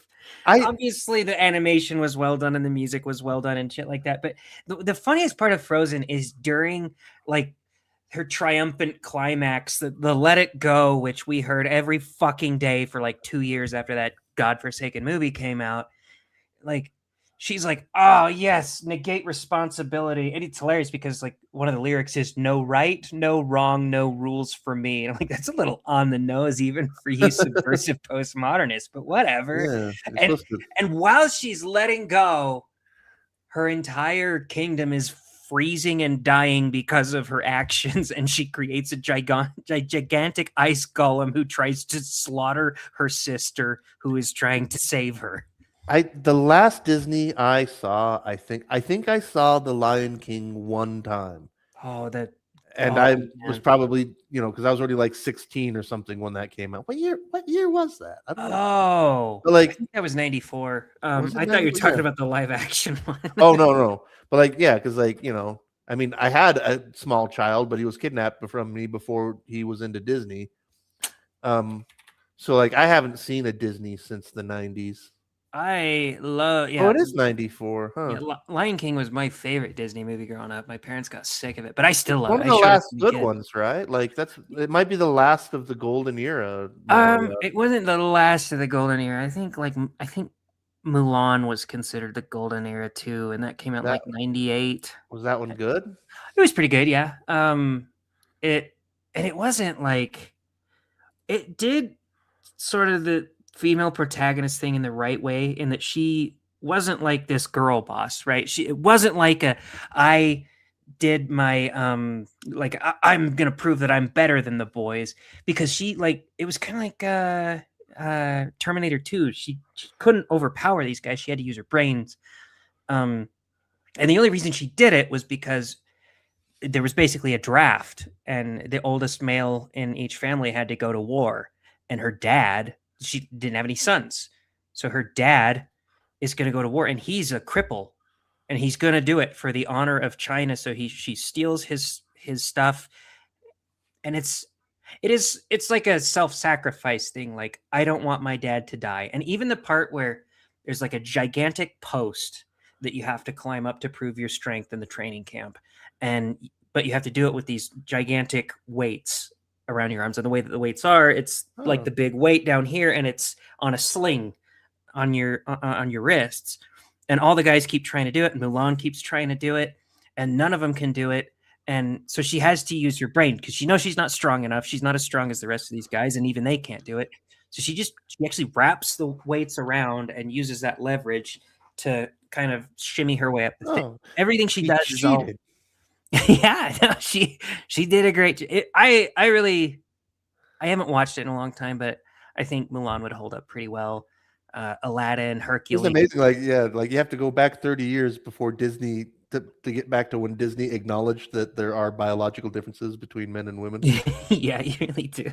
Because, I mean, they had good Pixar films, in the 2000s, like reasonably good. Like, I'm trying to think of ones that were as impactful as that golden age, because Toy Story was good. I'm trying to think of the narrative, though. That was a huge hit, but Toy Story 2 was narratively. That one's like, narratively speaking, it's my favorite, because like Woody finds out that he's a collectible item, and he's very, very rare, and he's going to be sent off to this museum in China to be revered forever. So he'll basically be immortal, and he can either do that or he can be with his kid, right? Huh. And so it's immortality or my kid, and obviously he chooses his kid in the end. Thing? Yeah, which is hilarious, because I finally watched Toy Story 4 because my kids wanted to see all of them.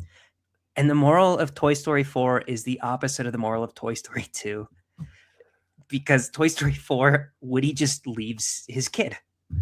And so he can be immortal. I'm trying to imagine the Alyssa Grenfield review of Toy Story 2, which is like, it's a patriarchal idea that men should take care of children.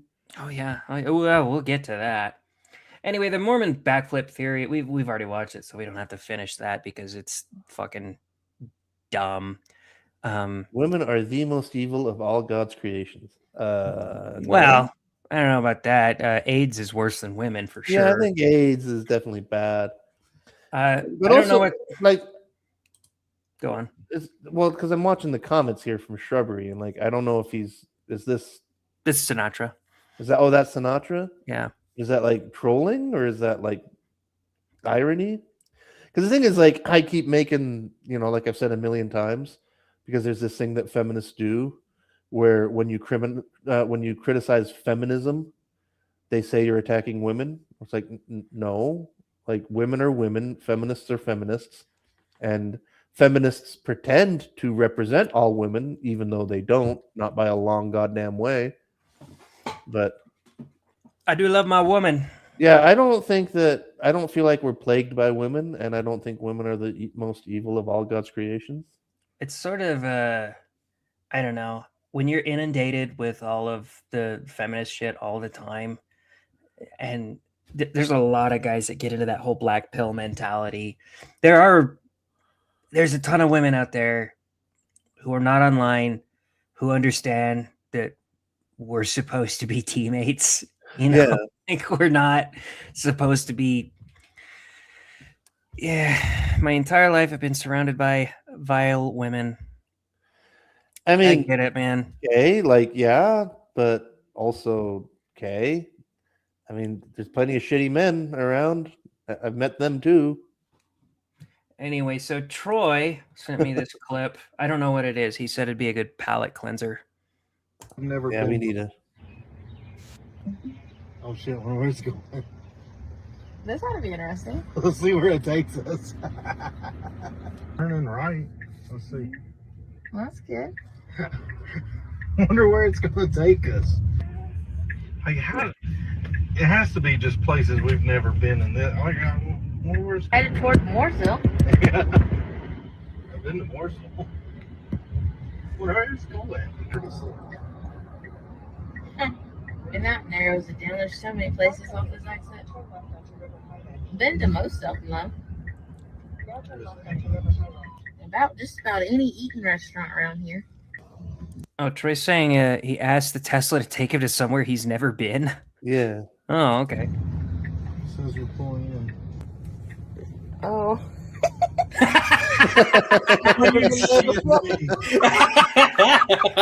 Tesla, take me somewhere I've never been before. Is that real? Is that real or is that a bit? I would have to find out because even if it was a bit, it was funny. But Tesla's got some snarky shit. Like my buddy at work has a Tesla, and I can't remember what model it was, but he got like all the bells and whistles with it. He drove me home one day, and it's pretty funny, some of the snarky shit it had. Like you can activate fart mode where you can play like a drop down menu of 80 different types of fart and any speaker you want to, and then you can toggle between turn signal being normal and turn signal being a fart noise, which is fucking awesome, right?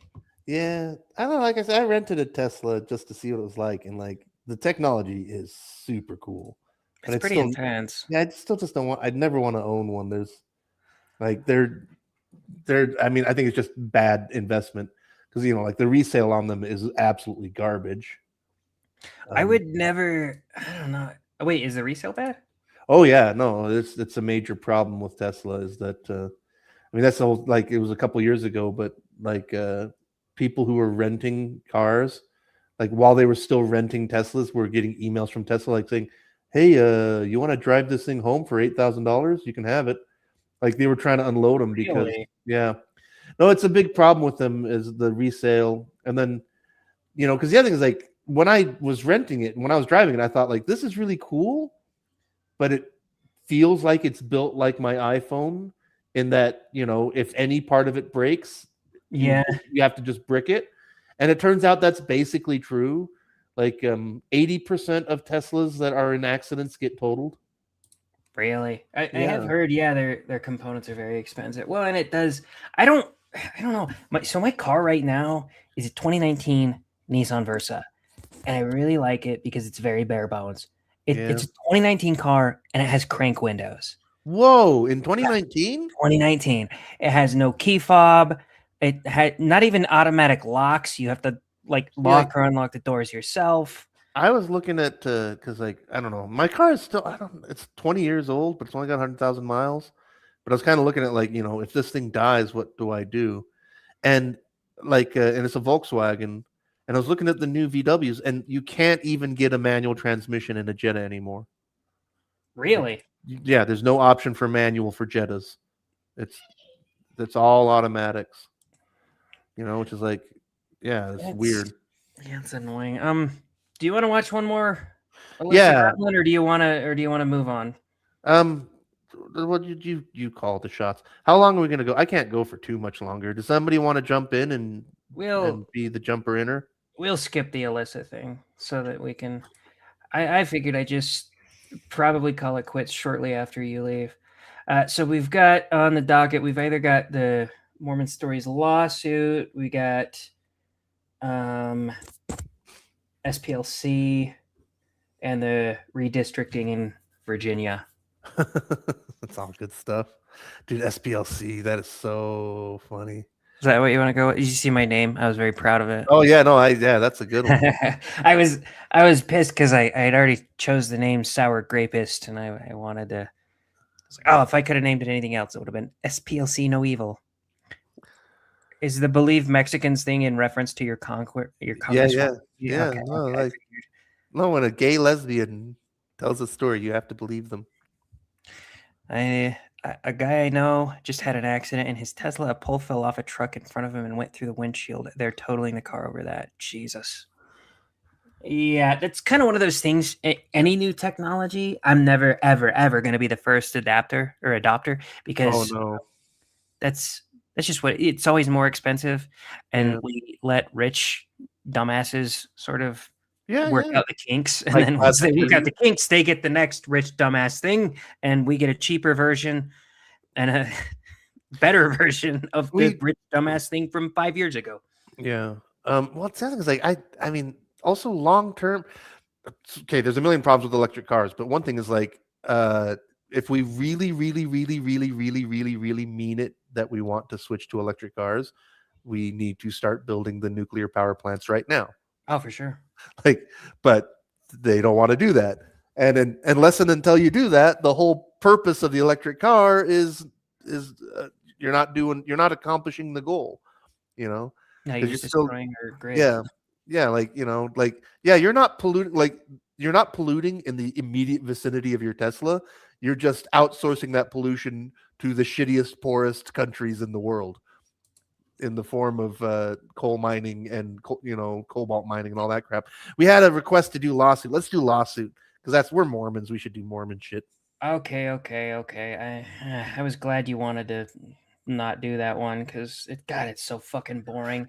All right. I don't have that much to say for it except that like I don't know what to think because like on the one hand, like is the church being kind of lame? Probably. Like is Dylan super lame? Definitely. But like I just genuinely don't know like what is the law? Like how does that actually work? So here's the thing. I tried to go full. I tried to go full Chris and actually dig into Mormon shit, and I realized how goddamn miserable it is to be Chris every week and look into Mormon shit. Oh, he's into that. He's into self-torture though. I know the diet. Well, I am too. Like I watch more stuff I hate than stuff I like, which is a problem. But Chris hate watches circles around me. I don't know how he does it. Like he has watched so much Candace motivation while he's lifting, like because he needs that, aggression. Maybe I need to get into lifting. He needs that dose of energy to keep pumping iron, and so he just gets himself ginned up and angry with dumb Mormon shit. Cult says we just need some astrophage, right? Hell yeah, we actually went and watched that movie the other night. I had my mom babysit the kids, and she's like, "What movie are you watching?" I was like, "We're gonna watch Project Hail Mary." She's like, "Oh, I heard about that. Isn't that football one?" No, but I'm surprised you get that reference. Oh, you've heard of that. We like the movie. The Sinatra says Dylan will settle out of court. Like, because one thing I wonder is like, could Dylan just rebrand? Like, is that on the table where he's like, I'll just rebrand and you guys drop this shit? No. Well, okay, here's the thing. You said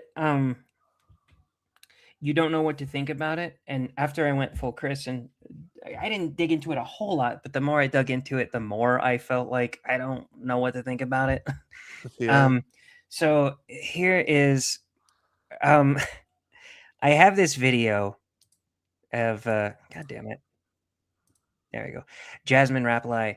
And the caption that I put next to it to remind myself what to talk about was, "Do you believe this?" of Jesus Christ of Latter-day Saints has officially filed a lawsuit against John Dylan of the ex-Mormon podcast, Mormon Stories. John Dylan recently walked away from legal mediation with the church, claiming that their demands were too unreasonable. But today, the church revealed exactly what that unreasonable demand was, and it surprised me. The church is suing the Open Stories Foundation specifically for trademark and copyright infringement. They claim that Mormon Stories has created brand confusion by mimicking official church branding.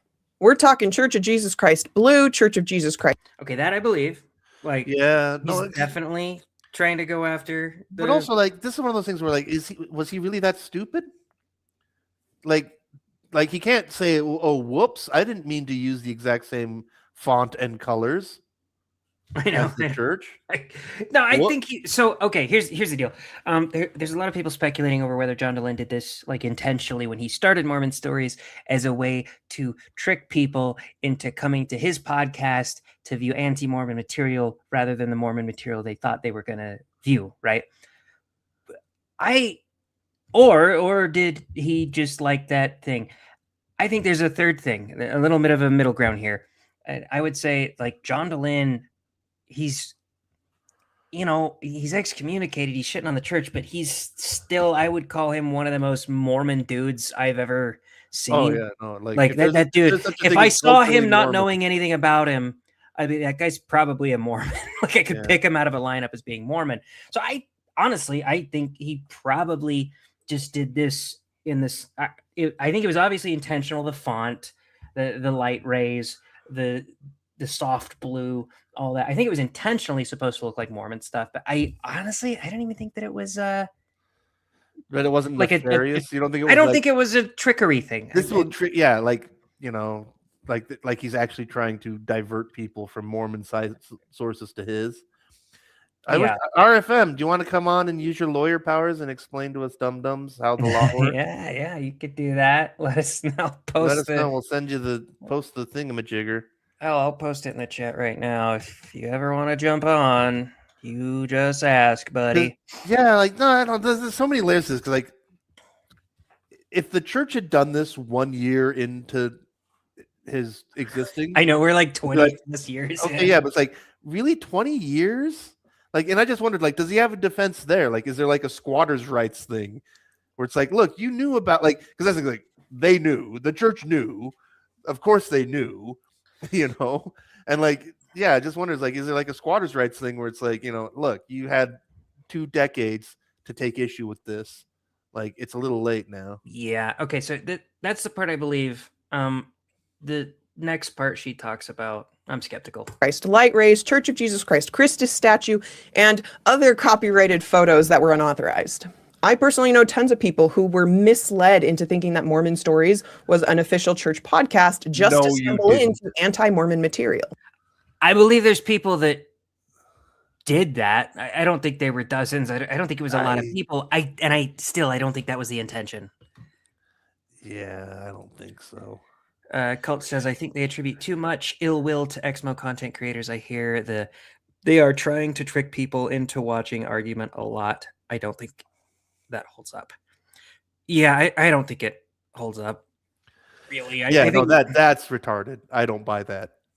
Well, he said maybe Mike Norton would do that. Yeah, I could see him doing that, but actually, he hasn't really ever done. I mean, he's actually the only guy we know that's done that is Jonathan Streeter with the racism apology. Yeah. Like he's the guy who actually did that. Anyway, watch this. But here's the crazy part. According to this newly released legal complaint, the church didn't ask them to shut down or influence the content of the podcast. Instead, the unreasonable demand that made Dehlin walk away was that the church, I assume in addition to changing some of the branding elements, asked for them to put a brief, simple disclaimer at the beginning of their episodes stating that they were not affiliated with the church. And look, Okay, do you think that John Dehlin would say, no, that's a deal breaker? If he did, that's the most retarded thing I've heard this week. I know. that is so eminently reasonable. Especially like if they if he can keep his name, change the logo, throw a disclaimer up, that seems so reasonable. So he threw a disclaimer up in the description of the channel. I think what this is saying is they wanted him to have that disclaimer at the beginning of every episode. But I don't think that's all. I really, truly don't think that's all. Listening to him talk about it, it kind of sounded like his only real deal breaker is that he didn't want to take the word Mormon out of the title. And I could see the church being like, nah. When Radio Free Mormon, when did he change the colors, drop the light rays, and put the disclaimer on every platform? Was that recently? Yeah, no, he did. He talks about that. I've got but it. Like since the church approached him with the since before they threatened litigation. Wait, so why did a little bird, did the Holy Spirit tell him No, the church contacted him. Does Curtin McConkie have their own Holy Ghost that whispers? So he mentioned You're it. being served. Okay, let me see if I can find it. Okay, so in response to mediation requests, 1249.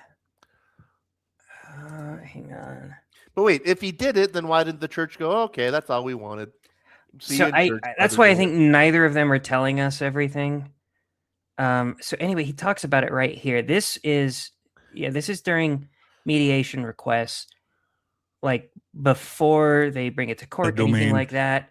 He talks about all the things he did, and he did this. He is being honest about this. And out of our social media handles, before mediation ever happened. That's my memory and recollection. Sorry, I'll go back a but little bit. informed us that from the church's standpoint, we had violated their trademark and their copyright, rights, and they expressed concern about several things. They didn't like that that one of the logos that we use is blue. We've used a gold logo with light rays for many years, but we also have used a blue logo that was done in coordination with a brand redesign that happened a few years back, and they didn't like the fact that we used a blue logo. So if he's he's got right down here. It's just a solid orange circle right now. It still says Mormon Stories, but he got rid of the light rays. He got rid of the blue. So that much is honest, and I think he's being totally honest right here in that like the church did reach out to him, did say, I don't know, tell him some things they had some problems with, and he did change it before this lawsuit came up. they communicated to me that they didn't like the fact. Sorry, what? And I was gonna ask RFM something though, because like he says, the only thing left on the list is the word Mormon. But can at this point, like Book of Mormon musical, 10 million Mormon parodies, like I mean, a bunch of other Mormon churches, like, do they have any actual claim to that word? Would that ever stand up? Because like that just seems so far. I mean, the word's been around for 200 years. That is the crux of this. That it's just retarded. Like, yeah, I don't know how that you can have Mormon. So I do actually, I don't know. From what I gathered I listened to some of Jasmine Rapalli, I listened to some of John DeLynn, a couple others. From what John DeLynn said, him pre-mediation, his only deal breaker that he said was, we're not getting rid of the word Mormon. So I don't know. Yeah, I wonder. So Troy says there are some large YouTube channels that criticize Disney, Disney Truth, Disney Exposed, that are allowed. I don't think the church can claim that name. I don't think you should be able to. Yeah, I mean, I ain't no lawyer, but that just seems so far beyond ridiculous. Like everything else, like I can totally see a case. Well, I mean, like the Book of Mormon musical, really? Is the church going to go after them? Can they? Well, part of the issue here is that I think Russell M. Nelson, with his just stupid ass nitpick, put them into a difficult situation because, I mean, they had like a decade of I'm a Mormon campaign followed by him saying using the word Mormon is a victory for Satan. Like, I don't know why he had to go that hard on it. He could have been like, you know what? We're moving away from the nickname. That is But no, ridiculous. he had to say victory for Satan. And it's been beaten to death. It's normally a thing I would make fun of the Exmos for beaten to death, but it's what he said. And it's completely like, yeah, it's a pretty intense claim to make. So RFM, like, are you parsing? You said no other time in history has the church been less likely to win this lawsuit. Is that just on the word Mormon, or do you think the other stuff? Because, like, like I said, from my perspective, the logo, like, that seems like they might be able to make a case out of that. I don't know. Sure, I could see that. Like, because the word Mormon is the one where I'm like, no way. Well, he's saying at no other time in history, based on what I was talking about, the whole Russell and Nilsson going just full retard on the word Mormon. Wouldn't that be fun if that gets entered into Exhibit A, the prophet of the church, Russell Nelson. The thing that makes me think about, though, that like I think is so interesting is because we're talking about a religion, and we're talking about a religion that has ordinances, and that you can kind of say that believes in magic words. But many years ago when I worked for a courier and I did process serving, and I realized like we actually have magic words still, but they're all in the law. Because I remember thinking, it's so weird that like if I walk up to your house and you open the door and I have the document in my hand and I say, so and so, you have been served, that has real power. Like that sets this whole thing in motion. Where it's like up until that point, you were not being sued. But all I have to do is say the magic words. Now you're being sued. And like it was really strange, you know? And like it got kind of surreal. Like the most surreal thing I ever did as a process server was I had to serve papers at the Intermountain Medical Center at the big Death Star Tower, and I served papers on a guy who was in a coma, which was so strange because the packet, it's public record. I used to, I was always fascinated by the law, so I'd read them, and like the papers I was serving was like, Mr. So and so, your sister says you're in a coma. Paragraph 2.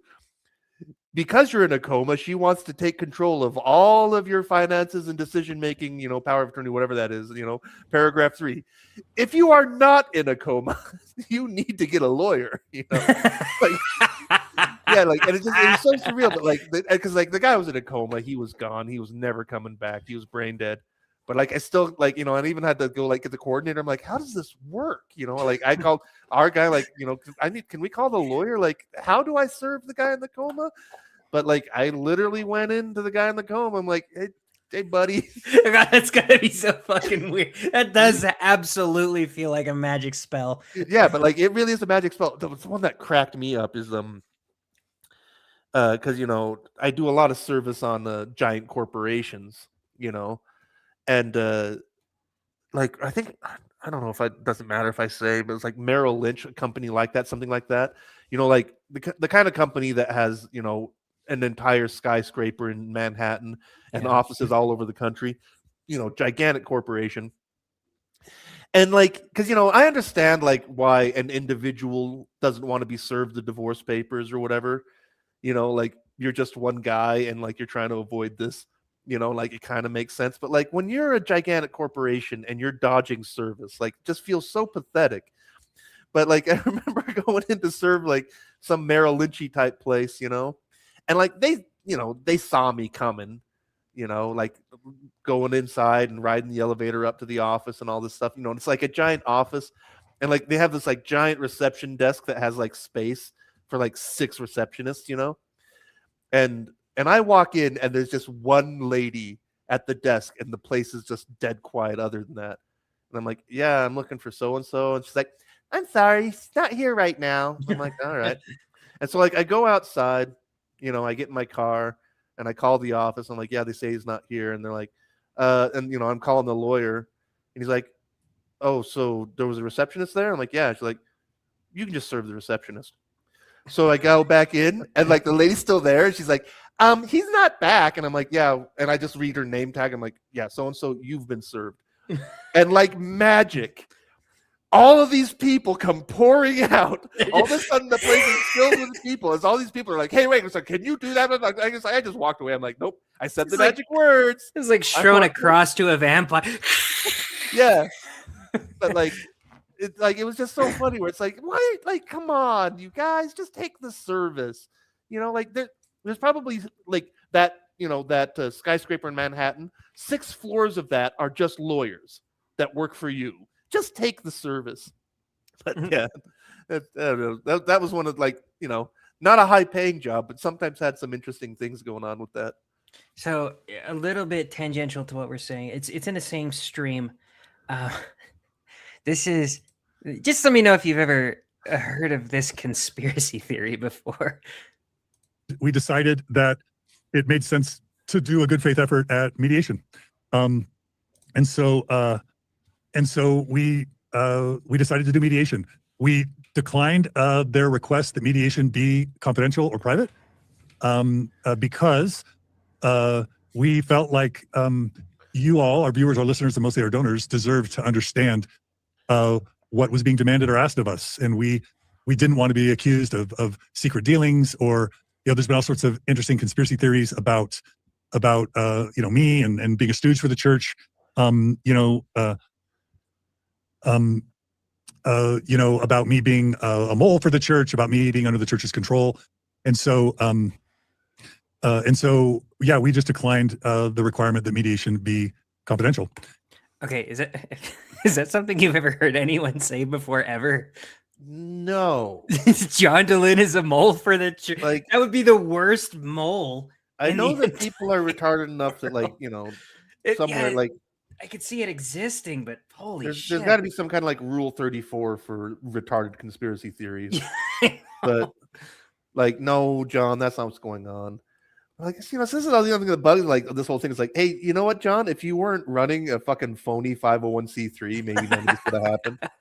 Like, if you were actually just cared about talking about the church and weren't running a fucking bullshit money operation, Actually, like, that brings me to my next point, and so does Steve said if he changed the name to Members of the Church of Jesus Christ of Latter-day Saints Stories, would he get sued for that?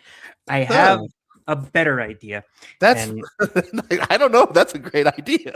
Well, I have an even better idea. I'm going to show it to you right now. And fuck Comedy Central. I can't use their clip because they're assholes that'll flag you after a second of playing anything. Even promo. That's the dumbest thing in the world. You could play. We could right now play an advertisement for Comedy Central, giving them free advertisement, and they would copyright strike us because they're stupid fucks. Anyway, I think this is safe. So I'm going to try to play this. And this is my idea.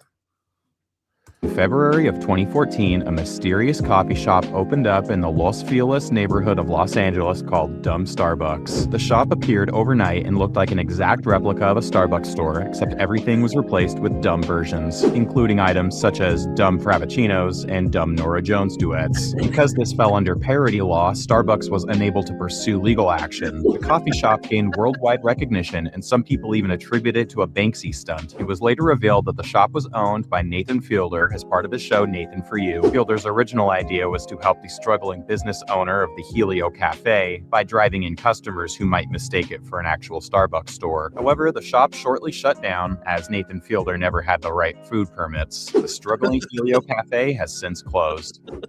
In February of 20...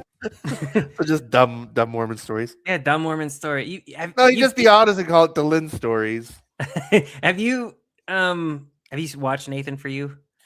I've never actually watched the show Nathan For You. I'm familiar with him. Oh, you gotta. Some kind of nutcase. I heard that whole thing where he is a fully qualified Boeing 737 pilot, and even he works ferrying. He does occasionally get paid to ferry 737s around the country. So I don't know, but you've got to watch Nathan For You. It is one of my favorite shows of all time. Yeah, it is fully like it's the whole idea is him. I would show you the trailer, but Comedy Central is fucked. The whole idea is he's coming into struggling businesses and trying to help with his business expertise by getting pretty good grades in a decent Canadian college. and his idea for this struggling coffee shop was to hijack the Starbucks logo by using parody law. And so everything looks like Starbucks, but it says dumb Starbucks over it. Yeah. And the only reason he got fucked is because he didn't have the food permits. And I mean, dumb stories would be more accurate for most of what John DeLynn does. Or just stories you've heard before 1,000. Oh, so you went on a mission? Yeah. Oh, did you ever struggle with guilt growing up? Oh, you did. Oh.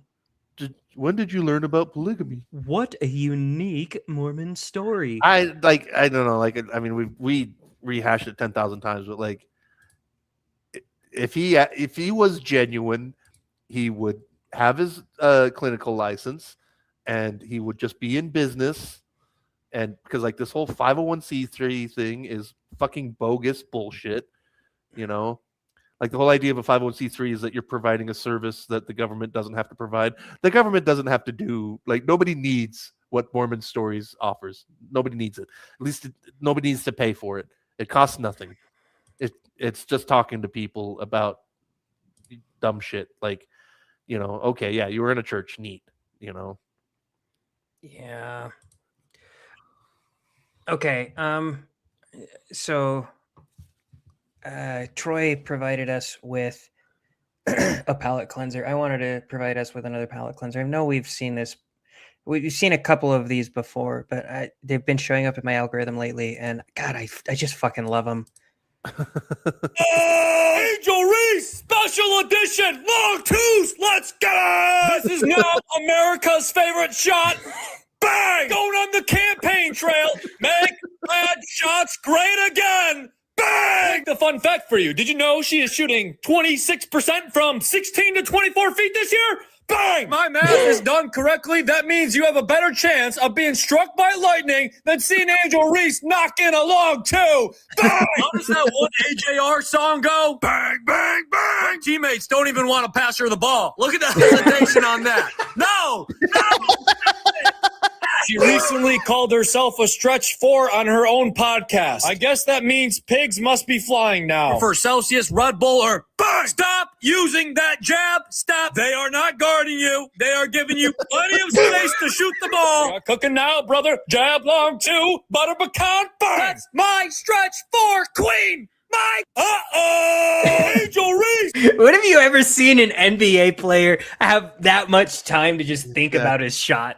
Yeah, like because you know, Women like they give her a free throw every fucking time she squares up. They're like, "All right, just get under the basket, guys." Like women's soccer, like you know, the gap in quality between men and women's soccer is enormous. But women's soccer is still it's a little entertaining. Like it's not absolute garbage. Like the Women's World Cup, there are a few good games. Like the WNBA is just shit. It is such unwatchable shit. Like and it's like you know, and I mean, I was gonna say I feel bad. Like I don't know why I feel bad. I don't need to feel bad. Like you know, God bless you, ladies. Play your basketball. Like that's what college is for. You know, but you know, and people who care about you go to the games and stuff. But like as a spectacle, it's such shit.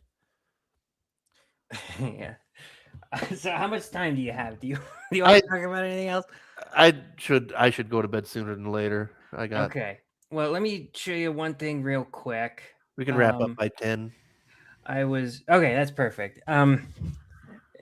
Obviously this SPLC thing is going on, and I'm super curious to see what else comes out about that. But I know I tried so hard to find defenses for it. Like I typed into YouTube, SPLC did nothing wrong, the truth about SPLC, why SPLC is totally like all of these things.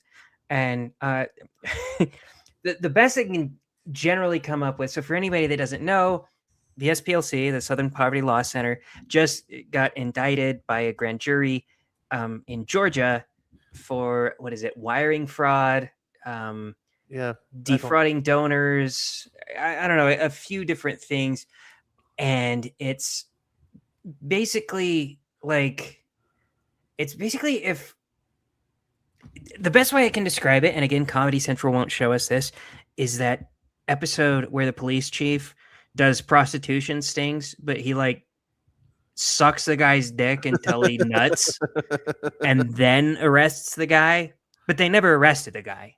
Which, by the way, is the same side of the aisle that constantly criticizes James O'Keefe for posing as someone that he's not and going out to dinner with these people who are like, yeah, we're trying to make kids gay. You know, that's totally the plan. Anyway, one of the better defenses that I found was none other than good old Chris Cuomo here. Oh God, no volume. Oh, sorry. Let me go back. I keep having to turn the volume up. There we go. So the allegation here is that they paid people. They spent hundreds of thousands and in some cases millions of dollars on white supremacist organizations, and some of those organizations direct payment to members of white supremacist organizations. Yeah, like including the KKK. Well, sorry, not direct, indirect, where they had a shell company pay a shell company, pay them in gift cards They were trying to protect their informants. That's their defense, is that these are informants and we're trying to keep them safe. And Like, some of them helped organize. What are you talking about, informants? Like, why would a civil rights organization need informants? I know, That you're doesn't make any sense at all. You're an NGO and you're acting like a GO. I just have, like, I want to do the skits for this one too, of like, like they bring in the secret agent, the secret informant into the office, and like, all right, what are they planning? A barbecue. I want to do the one where they're trying to assassinate the president. Like you're convincing him to assassinate the president, right? And then like the FBI accidentally convinces the CIA to assassinate the president, and they both try to arrest each other. It's even more retarded than that because it's not government organization. Yeah, no, like obviously what's happening is that, as everybody knows, the demand on the left for white supremacy is so enormous, and the supply is there's not even a trickle of white supremacy that they can actually point at, so they have to create it. They are manufacturing it, and this is what this lawsuit is about. Like, the KKK won't do a racism, so the SPLC is paying people to do the racism for them. These people are getting like high-ranking positions. Like some of these people were organizing rides to the Charlottesville thing that happened. The very good people on both sides. Anyway, this was a great defense of it right here. Southern Poverty Law Center is paying the KKK? That's bullshit. Here's the real question. Why would you go after somebody who's fighting extremist groups? They're fighting the Good Guys Club. They're called the Good Guys Club, and you're fighting them. Obviously, the Good Guys Club is after the bad guys. So why would you fight them? Reversal? Yeah. Like, we're the We Hate Hitler and Death Club. If you fight against us, you love Hitler and death. What do you want, extremist groups to flourish? You want to go after one of the main places that checks them? They're not flourishing. That's why the SPLC needs to pay them. Like, on their own, they can't accomplish anything. They need money from leftist donors to make it happen.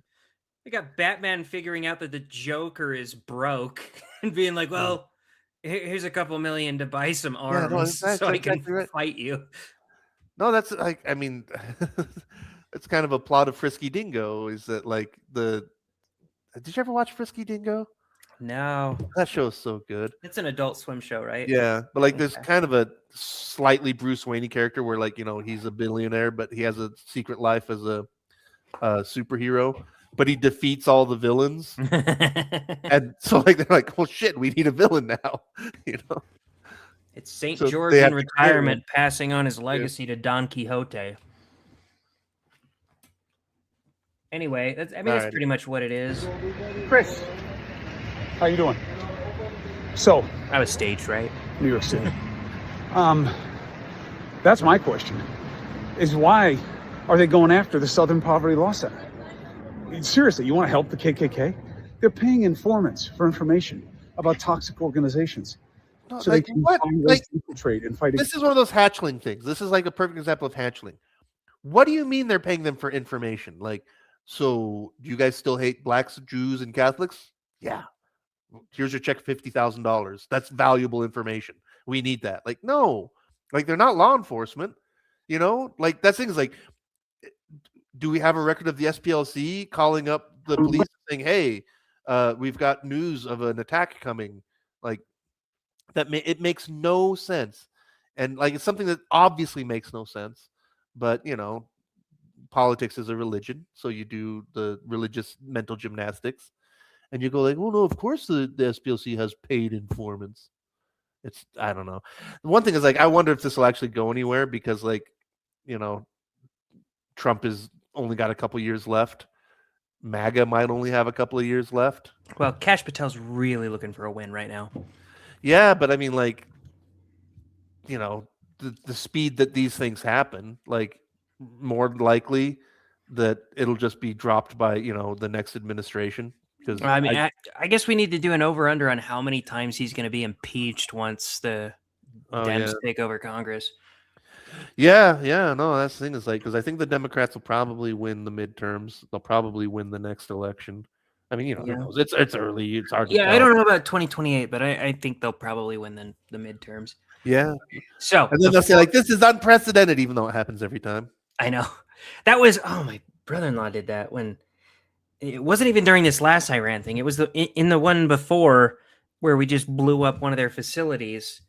He texted the family chat, and he loves doing this thing to text a family chat about political things and then pretend he's not wanting to get into politics. Yeah, I love that. And God, it's fucking annoying. And he was like, Trump just bombed Iran without congressional approval.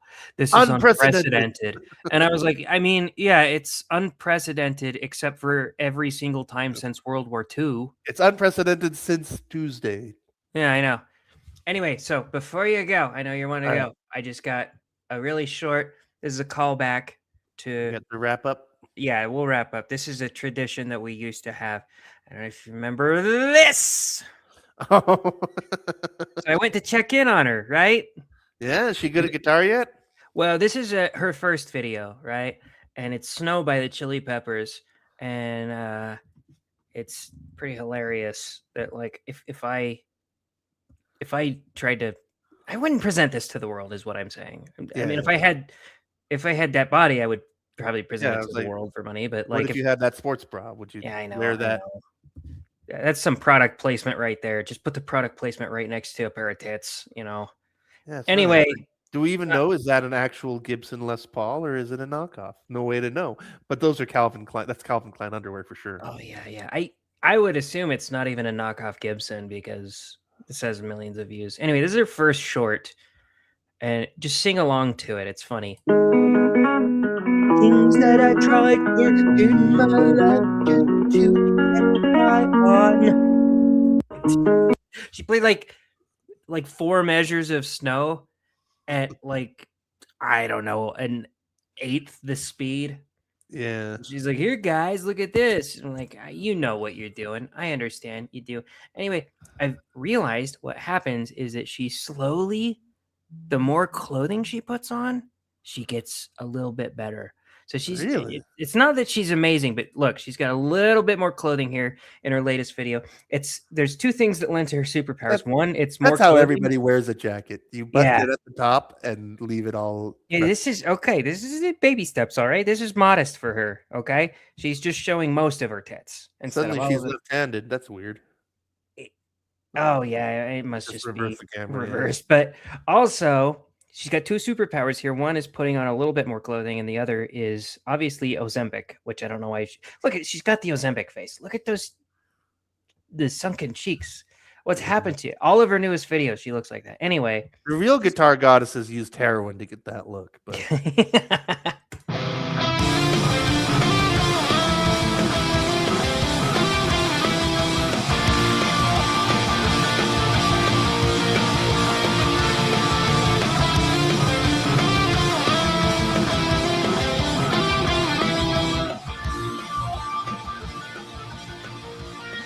see, she's not like shredding or anything, but she's That's better, fine guitar. right? She was, and it wasn't like Snow in Yeah. a 10th the time. Anyways, I got a dog that wants me to walk him. Oh yeah, we got to go smoke cigars and walk dogs. Mm-hmm. You want a cigar bucket?